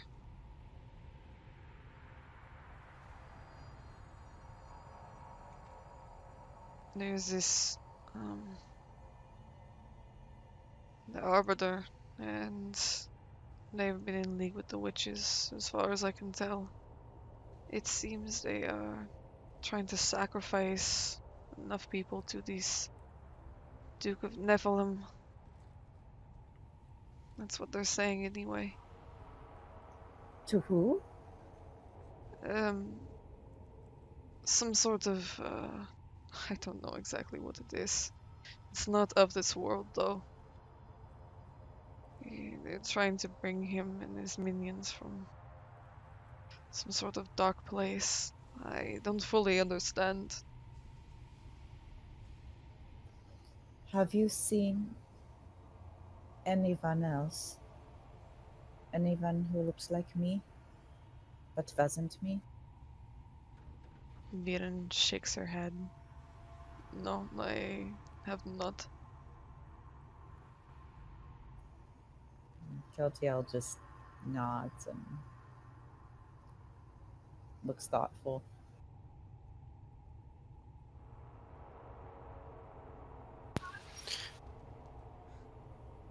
As you're looking around through here,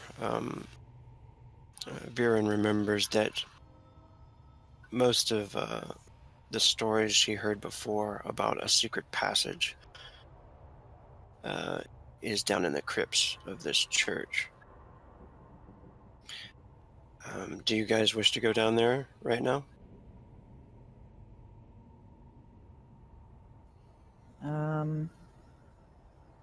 How badly are people hurt?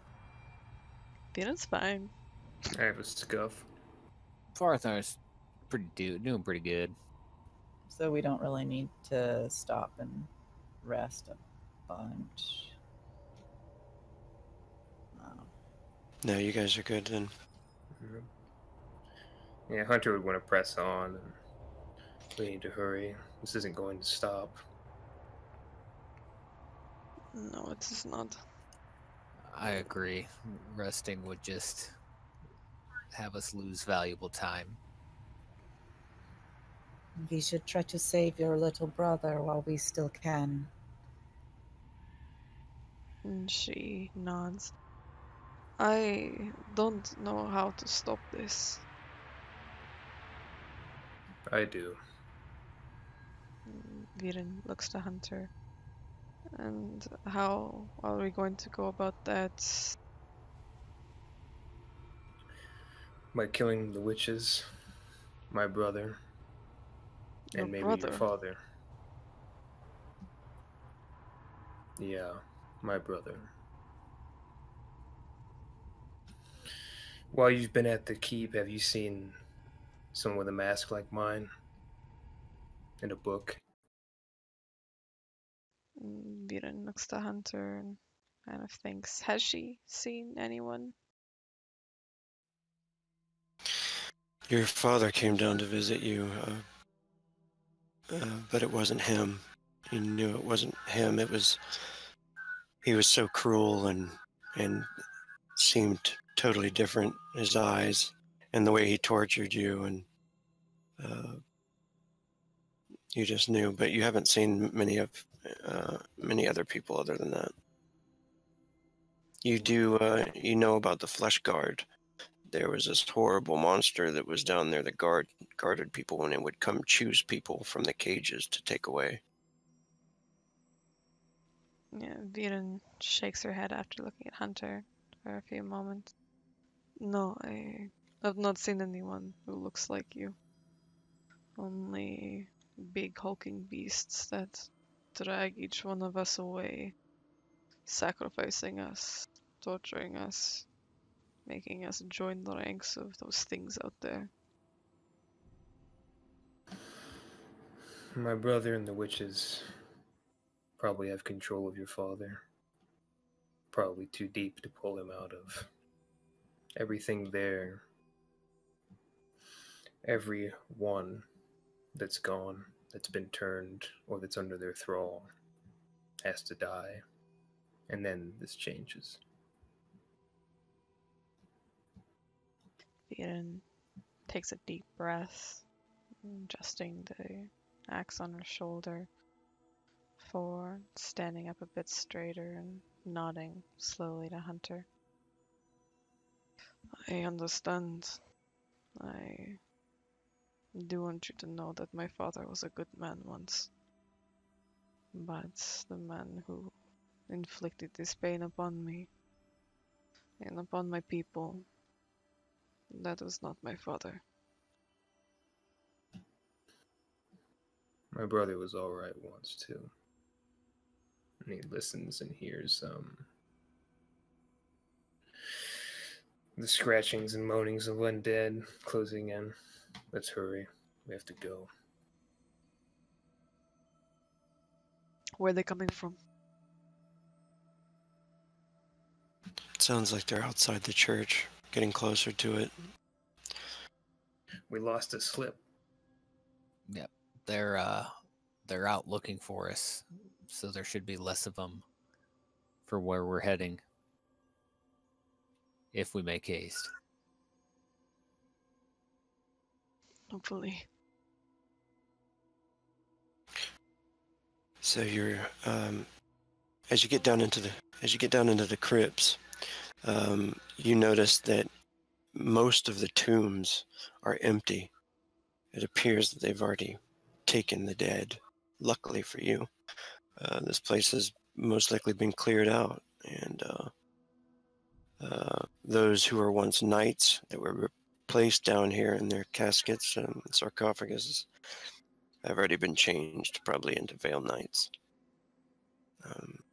So luckily this place is barren, but hearing the laughter and the creepy sounds of them coming this way,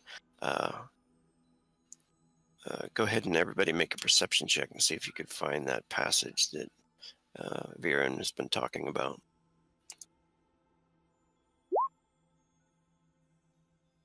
Don't forget your eagle eye, Farthnar. I was just gonna say, I'm looking up that right now.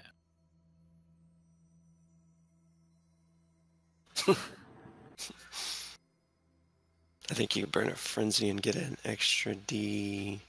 I use one D6. SP to gain a D6. Oh, one SP. 20 round. I mean, I'm fine with that. Hunter got a good roll there. Yeah. If Hunter fails, yeah. Yeah. Yeah, it looks like Hunter is the one that actually finds it. A loose stone underneath some vines.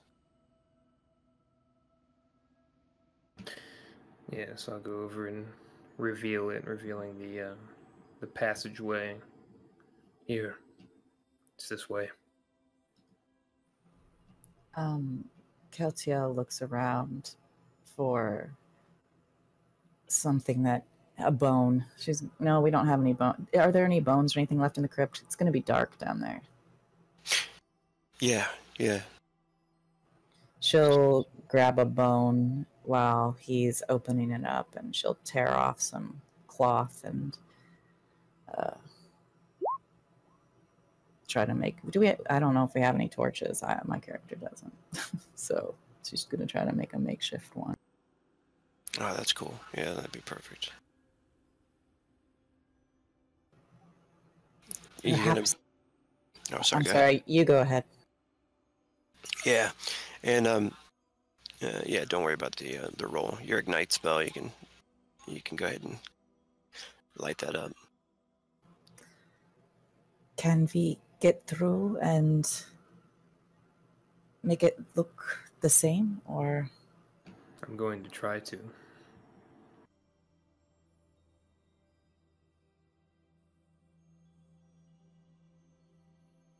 And I'll try to conceal the passageway whenever we've all went through. You want to go ahead and roll like traps on it, or you just want to conceal it? I'll conceal in traps if we've got the time. But if it sounds like they're getting really close, we'll do the concealment would be priority. I don't really care about stopping them from following us. If they find out where we've gone, we're probably dead anyway. So concealment first.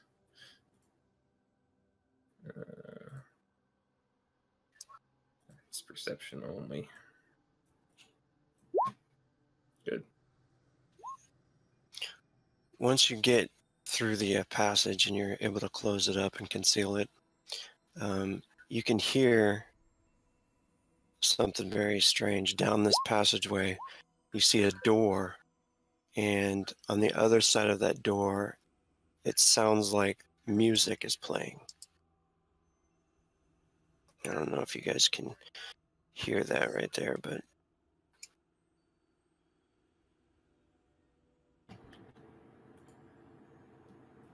I can't hear it. Yeah, just hear the usual. If I turn my music volume up to max, I can hear it or something. Oh, the violin. I can't hear it at Oh, all, there, as I in can playing hear it. for me. There we go. I think it took a minute to... Yeah, you seem to hear a strange solo violin playing on the other side of that door down there. Yeah, Hunter's gonna be listening.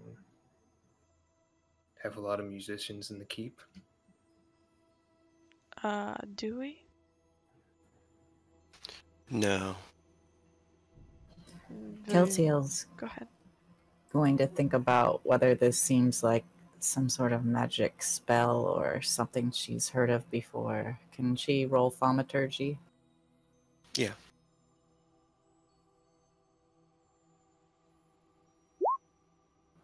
Nope. Yeah, totally very strange to have a bard down here in the midst of all this.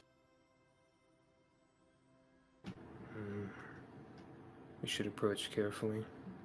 I'll try to see what it is. As we got down here, did we notice that there were any other lights? Or is the torch the only source? The torch is the only source, actually. You could light these candles and things like that if you wanted to as you pass into this chamber. Like there's candles set up and there's braziers and stuff, but nothing was lit. I think Keltiel would try to light a few things just so that they could get a good look at what's in the room.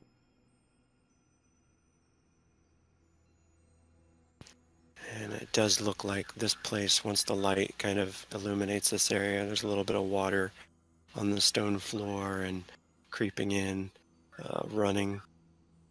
This place hasn't been touched in a long time, you think. Very long time. Over 100 years, perhaps. Keltiel goes over to the water and smells it. Does it smell fresh? It does, actually. She'll dip a couple of fingers in and taste it. I think it could have been, the water could be or it could be coming from the mountains, maybe the springs in the mountains. And she'll take a moment to refill her water skin. This water is cold and fresh. That's good, but I think maybe we should see what is down that hallway before we stop to drink some water.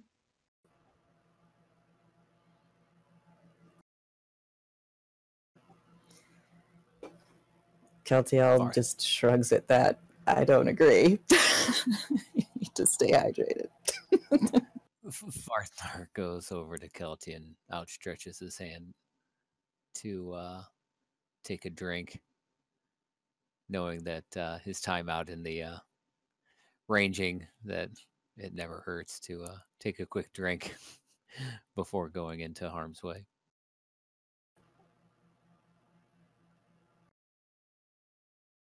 Yeah, Vyrun just kind of turns around from the two and not directly behind Hunter or anything like that, but kind of carefully just leaves the two and focuses her attention on the doorway.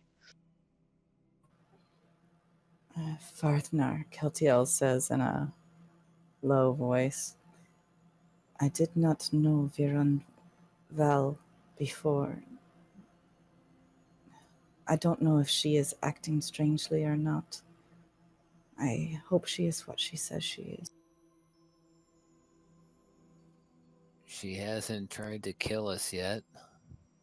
And she seems to want the same objective as we do, to get out of here and save what people we can. So I'm going to trust her for now. Fortunately, she'll be in front of me when the fighting starts, in case she wants to try anything funny. Yes, stay on your guard. If it was someone's objective to bring us here alive, she might have been a better tactic than those monsters. That's true. But for now, it seems like she's being honest with us. Though, based on what I've been doing today, I don't know if I'm the best judge of character. Keltiel just looks at him oddly as if she...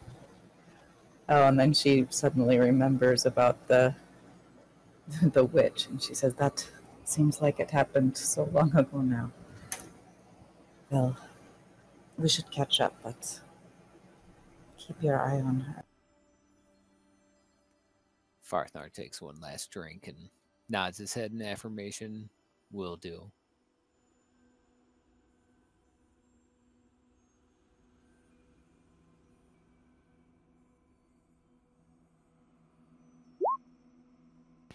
You notice some dirt sprinkle down from the ceiling, and the stones shake. It sounds like something exploded in that secret passageway, the way you guys came.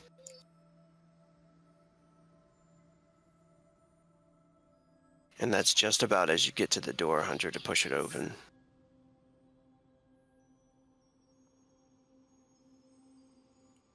Farthnar, rejoining the group, looks to the other two and just kind of, with his face, kind of jerks his head like, what the heck was that?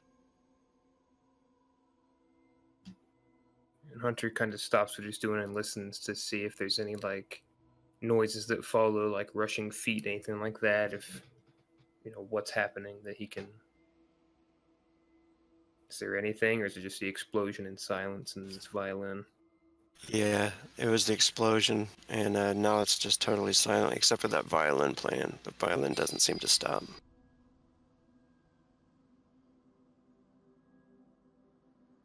Hunter will look at the others and shrug. I mean, not hearing anything else coming, he's gonna go back to what he's doing, trying to peek slowly into the room to see what's ahead. Can't worry about what's behind them now.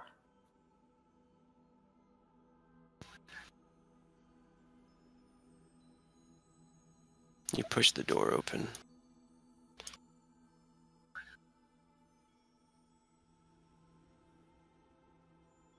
The room is dimly lit by candles.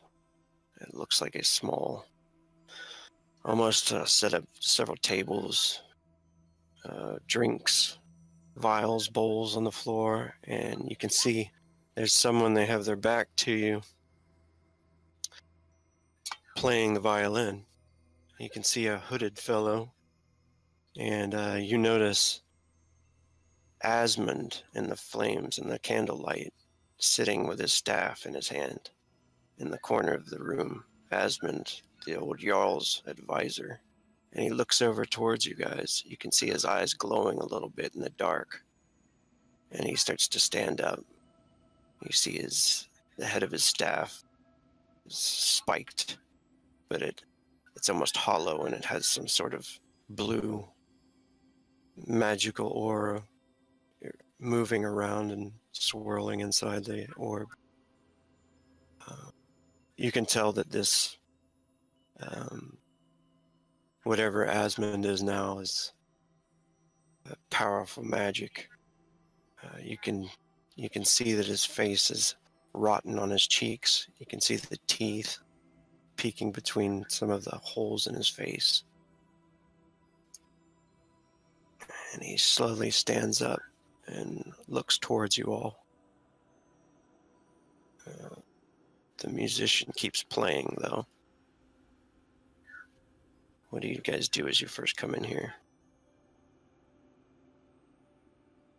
Vyrun, she stiffens, kind of all the muscles in her body tensing as she grasps tighter onto the hilt of the axe. And she can see her eyes narrowing, but there's this underlying fear that is there as she stares at Asmund.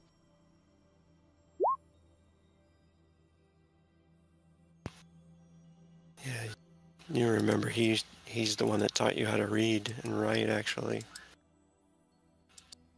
But to see him like this he definitely seems diseased or even undead.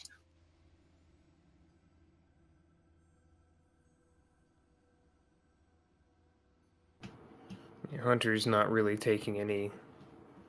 making any effort to appear, because if he's already been seen, he's not really making an effort to appear stealthy. His eyes are darting around the room, seeing how that's laid out, because he is expecting, with the way that this creature looks sitting around, that this is going to be a fight, and he just kind of keeps his arrow notched, is just waiting to see what they do as he's kind of slowly advancing into the room. Keltiel has picked up 2 potions, one in each hand, and is just kind of waiting for a signal from either them or from her companions. Farthnar knocks a silver arrow, thinking this is probably the time to use it, and the source of the poison that's been spreading through this land, or at least a strong reason for it. So he, like the others, knows that this is going to be a fight. There'll be no talking.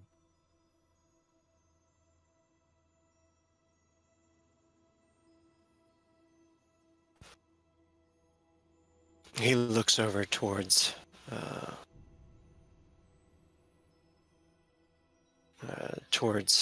actually Farthnar, and smiles, and you can see his eyes, they start to glow a little bit heavier, and he says, "Tibbers, is that you?" He says, "I can't see very well anymore. It's been such a long time."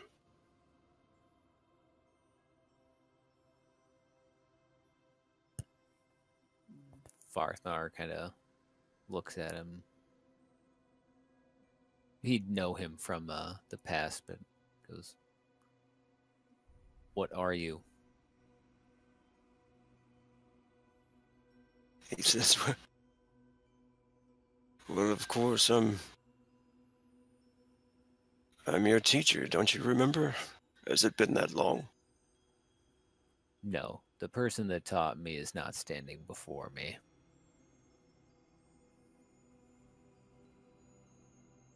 And then he looks over towards Hunter, and he says, "Bagar, you have returned as well. And Deidre," and he looks over at Keltiel. "Keltiel, you've seen this guy before. He was, the Jarl's advisor, famous to you." Your brains are diseased. That is not our names. Tell your companion to lay down his instrument.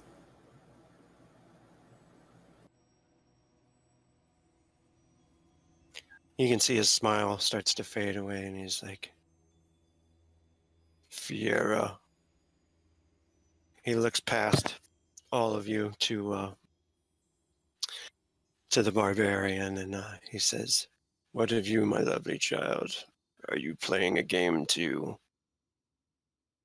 I know you've come back to finish your training." And Vyrun shakes her head. Asmund, you are deeply sick.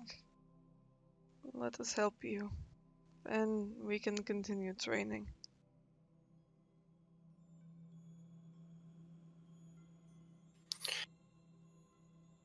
He jumps up and slams the staff into the ground. You see several of the tables move out of the way, like 5-10 feet across the room. He says, "Enough of this game!" And you can just feel this power emanating from him. Hunter, did you roll your creature lore? I can now. Yeah. Let's see if you know what this is. Yeah, definitely. I would say so. This is a blood mage, really powerful undead mage. But for some reason, something's wrong with his mind, as some do when they get older. Ghouls or blood mages, kind of like a lich.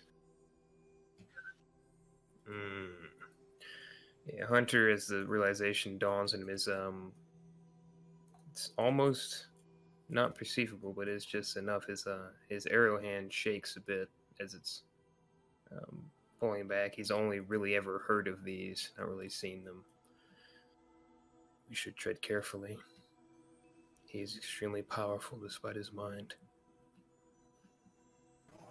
He's a blood mage. And it is Asmund. He was powerful before.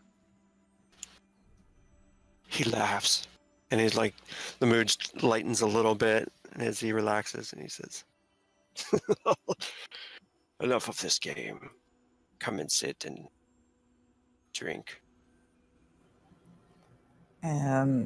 Keltiel will kind of look back and forth to everyone around here, and then she'll just kind of start to scoot forward and find a place to sit that's not within anywhere close to arm's reach of this guy, but she'll sit down and just kind of wait nervously to see what everyone else is going to do. But she thinks maybe they'll find some information this way. Yeah, Hunter will actually loosen his tighten his grip on his bow and play this game for now. There will be a chance. He kind of whispers it hush to everyone, and he will holster his shoulder his bow and put his arrow away, and he will actually find the seat closest to Asmund. Farthnar isn't terribly happy they're playing this game, but follows suit. But instead of like Hunter, he's similar to Keltiel and sits down next, close to her, a little bit further away from Asmund than Hunter. Vyrun, her hands shake and sweat starts to form in her forehead. She slowly puts away the axe on her back and very, very stiff movements, very slowly makes her way over to a seat, and she kind of thunks down in it. And you can see her hands kind of flexing nervously as she looks over to Asmund.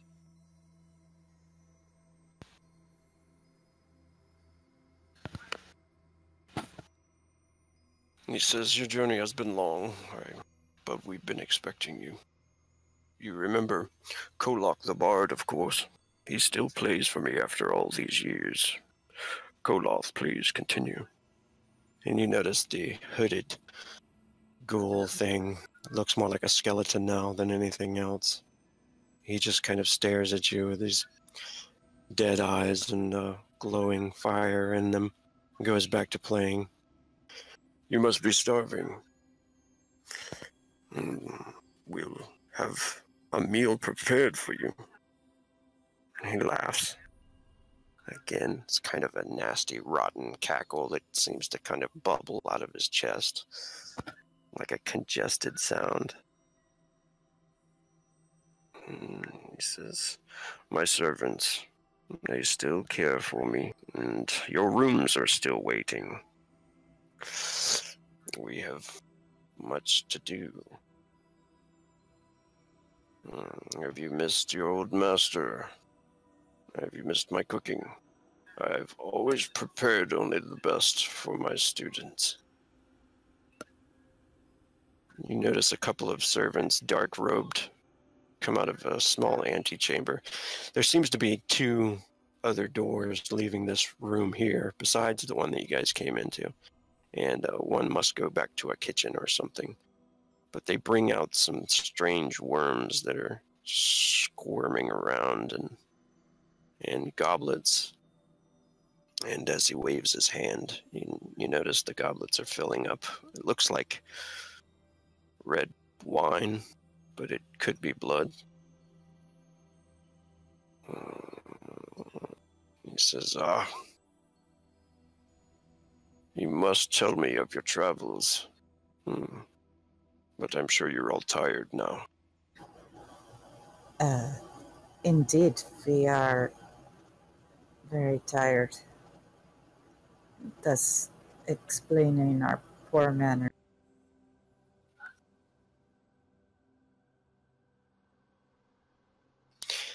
He looks over to Farthnar and he's like, Tibbus, have you been staying out of trouble? Always the troublemaker. Farthnar kind of stumbles a little bit, but answers him with, yes, I've been on good behavior. And kind of this half-ass, like, fake laugh, like, yes, I've been out of trouble.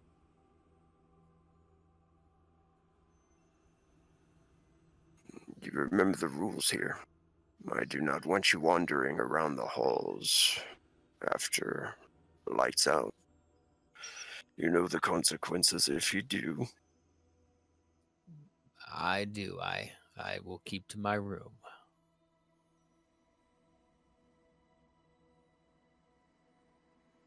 He says, Bago. And then he kind of looks over towards Hunter. You always kept the hallways safe. I would expect you to continue this. I know you do not practice magic, like Deidre. No, I've never had the affinity. You said we had much to do. Forgive us because we've been traveling for so long. We might have missed out on what needs to be done. What exactly do you mean about much to do?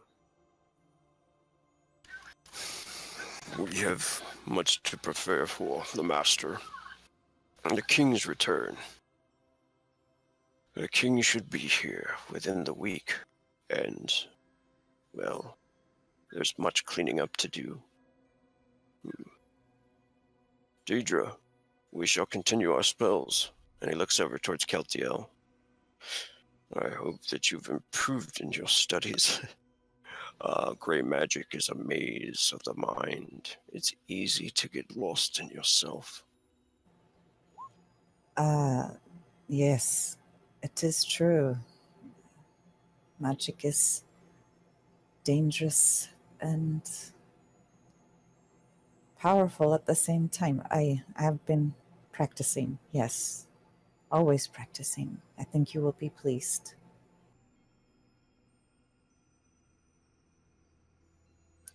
He smiles and nods. Fira, what of you, my lovely child? Does the light of the gods still smile upon you? He looks over to the barbarian. She stammers out. Yes, Osmond. The the gods do smile down upon me as usual. I make sure to speak to them often and make sure to pray for you as much as possible. Well then, enough talk. Please enjoy your food. I'll return in a bit to take you to your rooms. We have much work to prepare for. I want you to get rest tonight. And you notice his headpiece lights up again as he stands up. He actually hovers out of the room. He doesn't even walk. His feet look all mangled and torn, and he just levitates out of the other chamber. What do you guys do as he leaves the room? Do these names, as Keltiel is making a mental note of them all, did they strike any sort of familiar chord with any legends or stories she's? Oh, that's a good idea. Roll intelligence, unless you have history. I'll look, but I don't think so. Farthnar kind of looks to the group No. and just kind of whispers, "What in the fuck was that?" He is deeply sick. Do these names sound familiar to any of you? There's something about them that is nagging me. You, out of anyone, you, Keltiel, I would imagine you've probably read about Tibbus. He was some master thief. But this is like a story like 200 years ago, back when King Fjorth ruled. About, I'm sorry, continue. sorry, yeah, Tibbus, master thief and a legend in Score, you know, was I mean, you don't know much about the legend, but you just knew and heard and probably read about some of the stories and stuff about how good of a thief he was in this town, or that he was from here. But it was, yeah, 200 years ago, and under the rule of King Fjorth. Tibbus, and she looks over at Farthnar. Does that not Yeah. sound familiar to you? The thief that they always speak of from Skore, 200 years ago, maybe. King Fjorth. Farthnar kind of scratches his head and looks up in thought. No, it does not. I'm sorry. And Vyrun turns her head quickly. Maybe the king that he is talking about is what he thinks it is, King Fjorth. There were men who were sent from the keep towards the temple in the mountains where King Fjorth was buried. Maybe this is a book that they were looking for. Maybe this book has something to do with it. Maybe this is what they're expecting. To bring back King Fjorth? It could be, or whatever is in those tomes might not be to bring back him, but to bring something else into this world. Keltiel, with kind of an abrupt suddenness, stands up from the table and she starts walking around the room, kind of frantically rummaging through everything, seeing if there's anything useful or explanatory while they actually have the room to themselves. Maybe there's something here.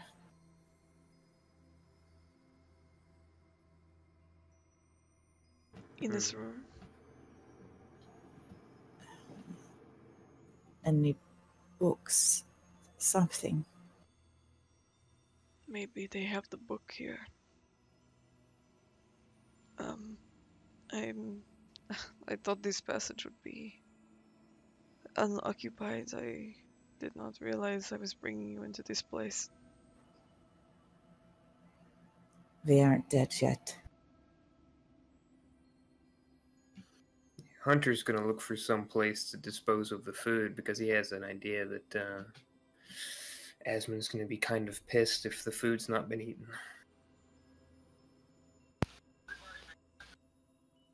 He's looking for a place to dispose of it that isn't apparent. But he's also... Hunter's actually... I want to take a look at this skeleton that's in the room with us playing this violin. Does it seem to be any kind of intelligent undead? This one seems to be like it was a ghoul, but has long since lost its mind and is now just there. Like it doesn't care and doesn't even listen to you guys. And, you know, possibly it was the bard of this creature, you know, before, but seems to totally be vacant of thought. Is there anywhere Hunter could scrape food off and the food, quote unquote, and off into like a storm drain or something like that that's in this room? I don't know if there's anything like that. Yeah, there's plenty of like containers and decanters in here you can scrape something into. Yeah, you remove the contents of your plate somewhere. Make it look as though we've eaten this filth. As the worms start to fall, you can hear them. It sounds like little voices or something. You can see that it looks like they have like little faces on the end of them. Little human-like faces, and they're screaming and stuff as they fall into the pot. Jeez. Farthnar follows suit, and a disgusted look on his face as he does so, and kind of looks at the other guys. So what are we gonna do? We get our rooms, and then we leave them. Is Keltiel finding anything in this room that's at all useful or explanatory? No. Most of the stuff in here is like kitchenware and old rotten storage stuff. We can't just leave Asmund here. Well, we need to either deal with the sickness at its core, or if we attempt to deal with him now, there's a good chance that we'll all end up dead. Yes, I think we should save our strength for the things that are actively harming us, and then see what we can do about asthma. If we fight him as we are, he'll kill all of us. You don't understand how powerful blood mages are. I don't even understand how powerful they are. I know it was his symptoms. I don't know if they were the catalyst, but they were the start to everything. I don't know if maybe dealing with him, the cyst, it could. If we can't handle him, then who can? I don't know.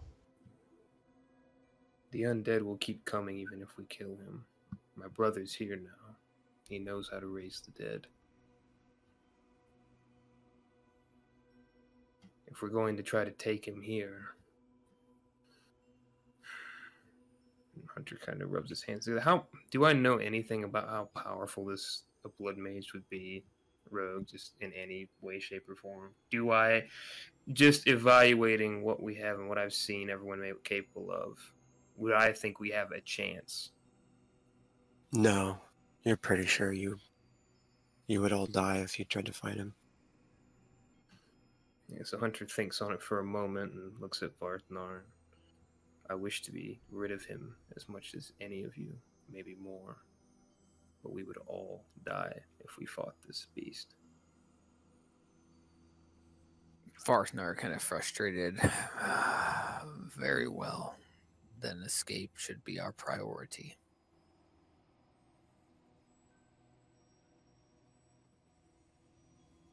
We play his game. Go ahead. Sorry, go ahead. No, we play his game. We get our rooms. Then we leave.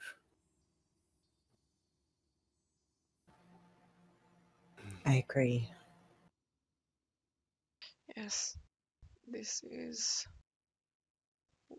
not an ideal situation, but the escape is number one. We must continue to the keep.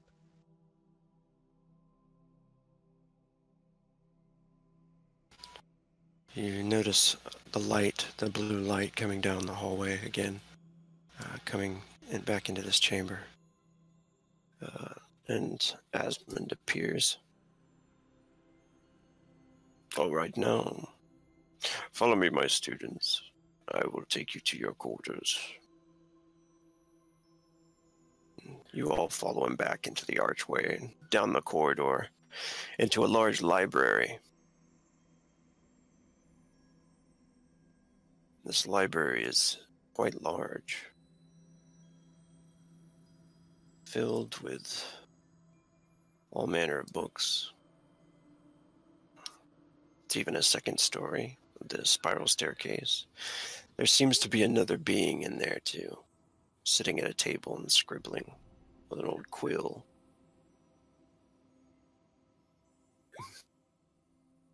Books, old desks all covered in dust, works of literature and magic. It's an interesting sight that you, unfortunately, do not get to study long.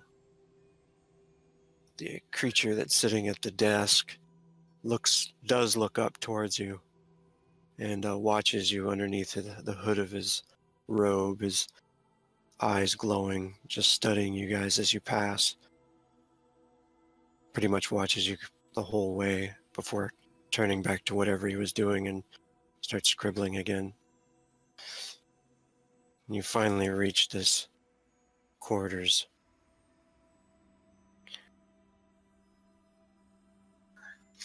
This is a stone hallway, and even as you enter it, all of the lanterns erupt into light with just the wave of his wand. Let me bring you guys over there. And you're standing pretty much outside several rooms when you get there. He says, seems like this passageway goes down and around another bend, 4 doors on each side. Thankfully labeled with your names on them. So they really do have the names of this Tibbus and Deirdre and Fiera and whatever on them. Mm-hmm. Interesting. And he says, I have placed your room keys into your locks. Keep those keys safe with you. They are yours.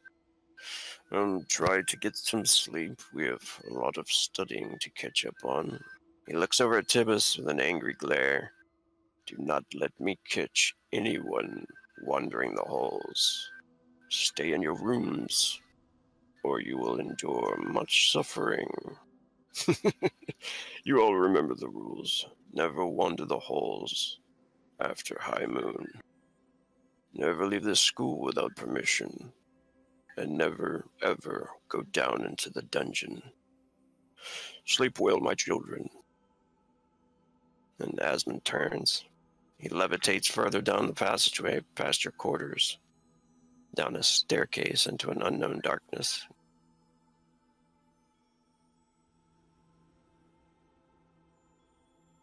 Did he say high moon or high noon? High moon, so pretty much midnight.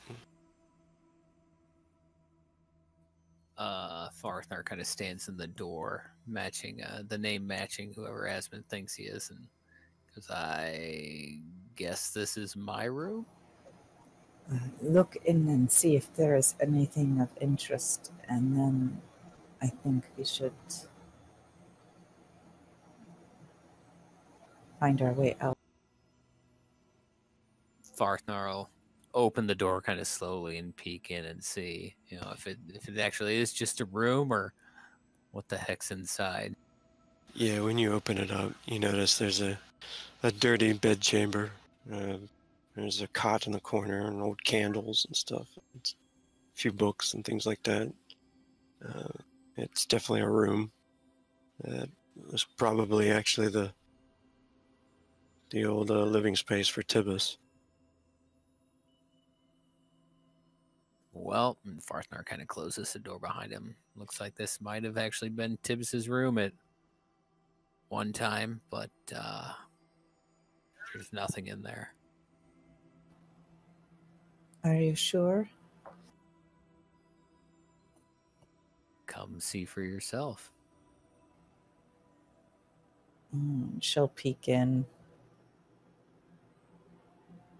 walk in, and just kind of toss things aside, looking to make sure that there's not anything in there before heading to her own room and taking a look. Yeah, you bring you guys all in there, and actually, as you guys go into the room,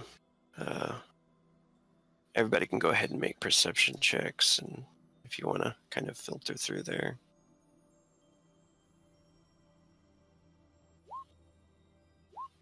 Whew.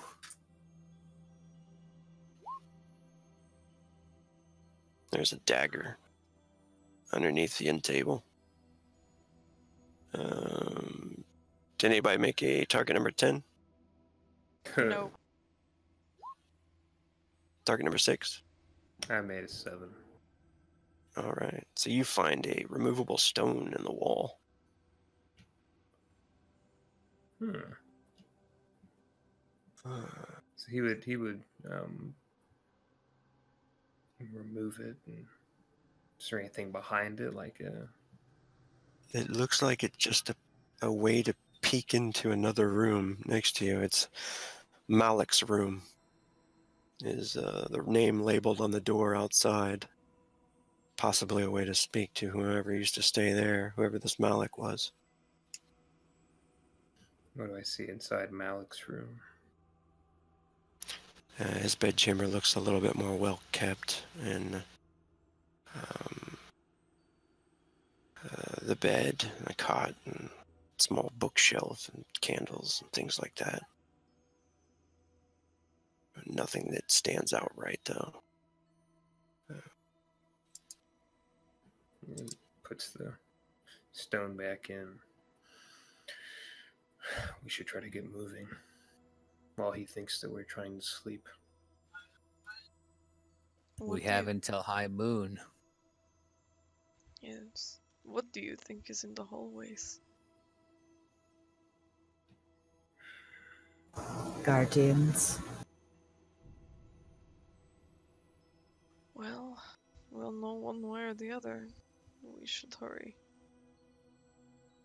Do you have any idea how to get back to the keep from here? Would Vyrun know, kind of? I'm guessing not, just because this is she's never been here before. No, yeah, you just heard about this passage, so you're kind of learning this as well. You didn't know there was like this underground network under here.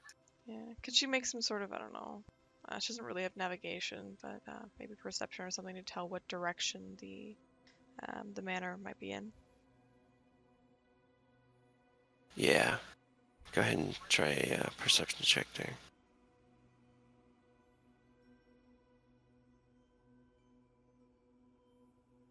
As you're looking around, you're like,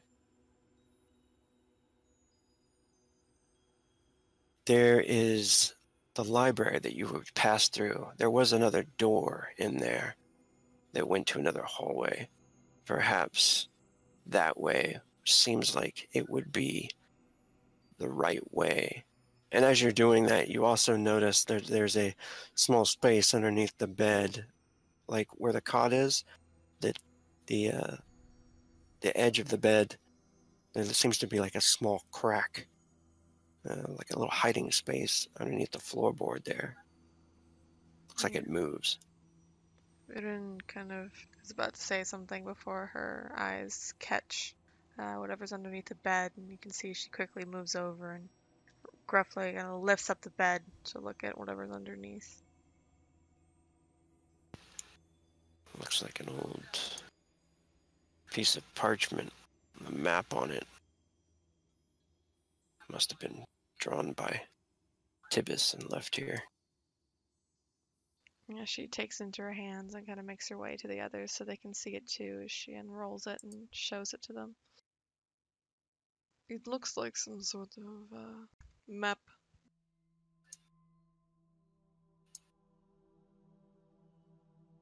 And Keltiel looks over at it curiously, um, dedicating it to memory as she's scanning it. I'm going to put this up here for you guys so you can all see the mysterious map.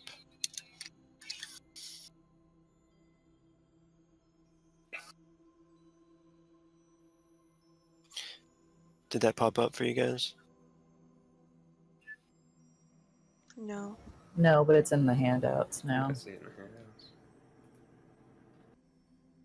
Mhm.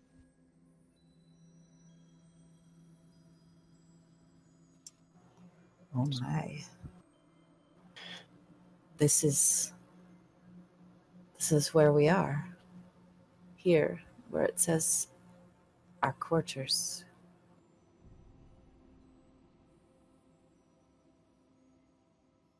If those are the quarters, maybe. And she points down to where the cells are. That could be, I don't know where. Could be where Rome is.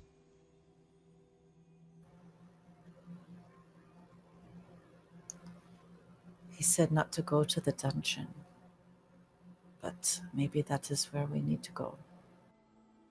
Maybe. From her memory, does she remember if they were kept in the manor itself, or does she not know? Yeah, you're pretty sure that the church is much farther away. You don't think that these cells were the ones you were kept in because those were underneath the manor.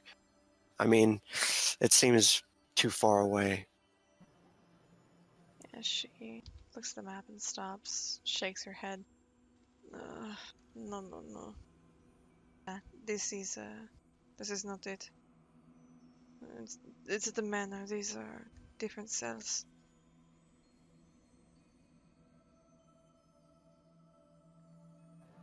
So you don't think this is where we are now? No, I think this is exactly where we are, the church, but where I was, we were in the manor itself, not here.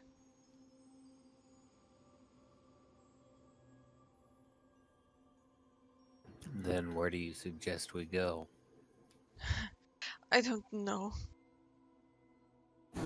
Here, the alchemy lab could have many useful things. Useful, but what about escape? Useful for escape. There's a secret door here. We do not know where that leads. It could take us out. I think the secret door through the cells goes to the well, maybe. Or, oh no, and she kind of, there's a few different places they could go to. Maybe the stairs to the torture chamber, as they look like to be heading up. I'm not sure.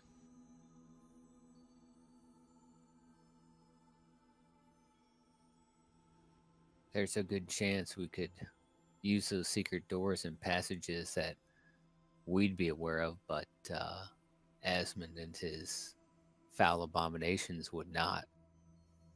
Yes.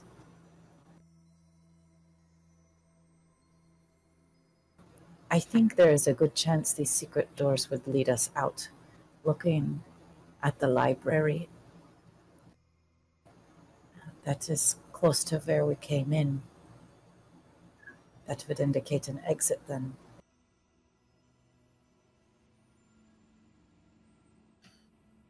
We should So try the perhaps library. these others. Keltiel just keeps looking at that alchemy lab. And she points out the looks like the door to the library. The stairs in the secret door leads to the unknown chambers. That is, it's labeled deadly traps. You said I was a famed sneak thief some Tip us time ago. what he thinks you are. Yeah, if whoever made this map, if he has these notes here, I don't know how much I want to go down that way.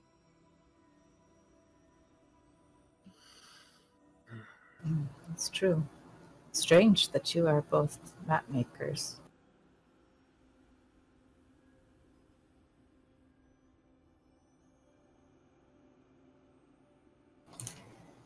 Did the other rooms have keys in them? No, only the ones that were supposed to be yours. And we've already looked through all of them. No, actually not. Deidre's room. Go ahead and make a perception check in Deidre's room. Deidre would be Keltiel, who was a spellcaster. Keltiel says, yes, let's all of us do a quick search.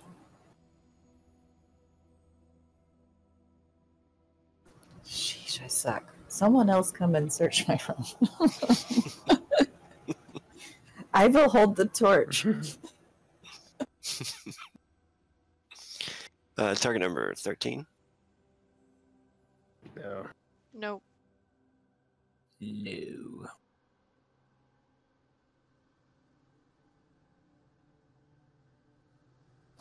But there are 2 old mana potions on the shelf and a healing potion. Ah, And a take pouch advantage of witchfire. those. Sweet.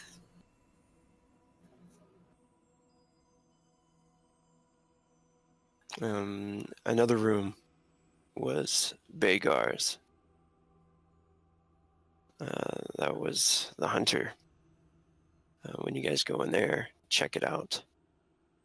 There is actually an old bow in there, and a sword in there, still on the walls, and some armor still on the on a little, armor stand there. What kind of armor? And bow. There's a gambeson like leather, pretty nice. Also some greaves and bracers that go along with the set. The sword is a bastard sword and can be used one-handed or two-handed. And the bow is definitely a better bow than the longbow that I think a couple of you have. Hunter would look over the items that are there, looking at the gambeson bow. He'll heft the bow and try to get a sense of its weight, how it feels in the hands, if it's degraded over time.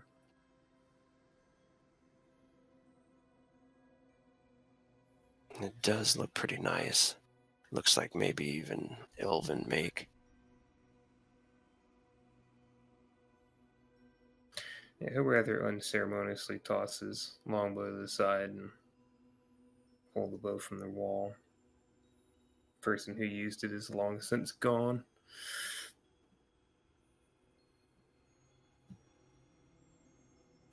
What about the armor? He looks at it. One of you should take it. Does it feel heavy when I have to? I believe gambeson is lightweight, I think. Let me check real quick. You can only carry light, right? Or did you raise your Yes. strength? No, I can only go to light. I opened right to it. What? Yep. lightweight, very lightweight, and it's an armor rating of 3. Yeah, he would, he's wearing hides that have been slashed, cut, and battered, and he just quickly removes the hide sort of overcoat he was wearing and dons the gambeson.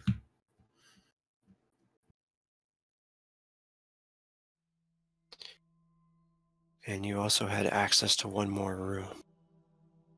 Yes, my room, apparently. Fiera. When you go in there, on the wall is hanging an old holy symbol. The symbol seems to be of the goddess Ghana, and whoever wears it would get a plus bonus to their spiritual influence. On top of there is on top of an old table, an end table there's a book. It looks like it could be a spell book, and an old note that says,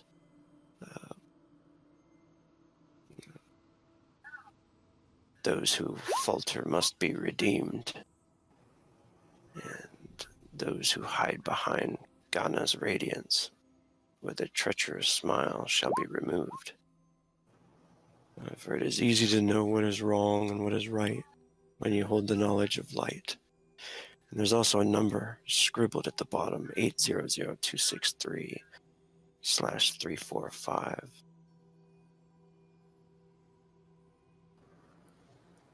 As Keltiel wanders into Vyrun's, well, technically Fiera's room, she immediately notices the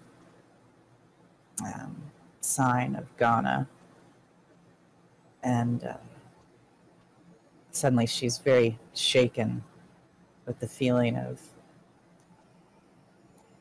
something like deja vu, something like foreboding, and she, an unbeliever, is suddenly finding it difficult to believe that they are here by accident. And she thinks to herself, she says out loud, "This room, it was meant for Yuya."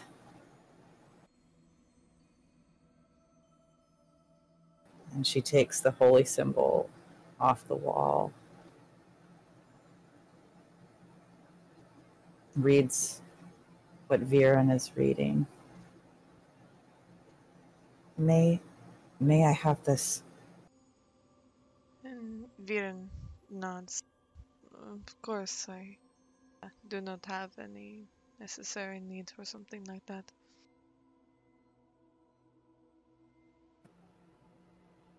She takes it, picks up the spell book,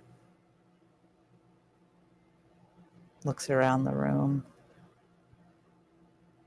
You notice that her eyes are starting to look a bit wet. And she hugs the book to her chest, leans against the wall and closes her eyes and does some practiced, controlled breathing, trying to calm down a bit.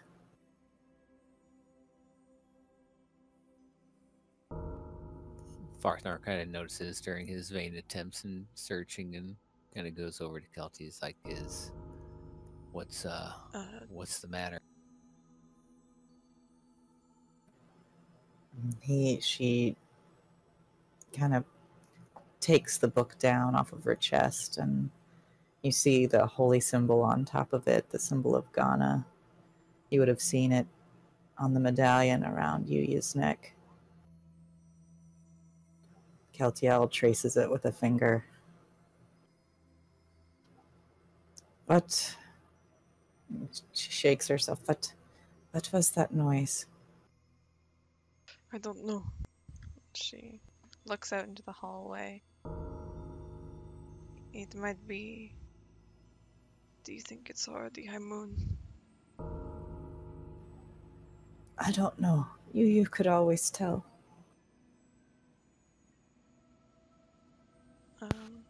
Yeah, she looks out in the hallway, peeks her head out. And you can see down at the end of that hallway is that blue light coming. She looks to the rest.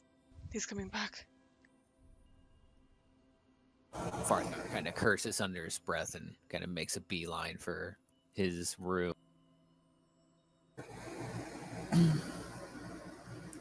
Keltiel runs as well. Yeah, Hunter would hurry towards his room and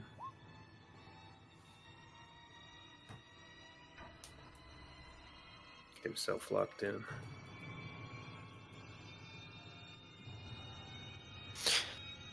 As everybody scurries to their room, locks in, you notice the light is like right outside the door, and you can see, you can just feel this radiant wickedness, out there, the power emanating from this guy, and you can hear him snicker for a second. He's like, he says, "Good night, sleep tight, and don't wander the halls." And then that's where we'll end it for tonight.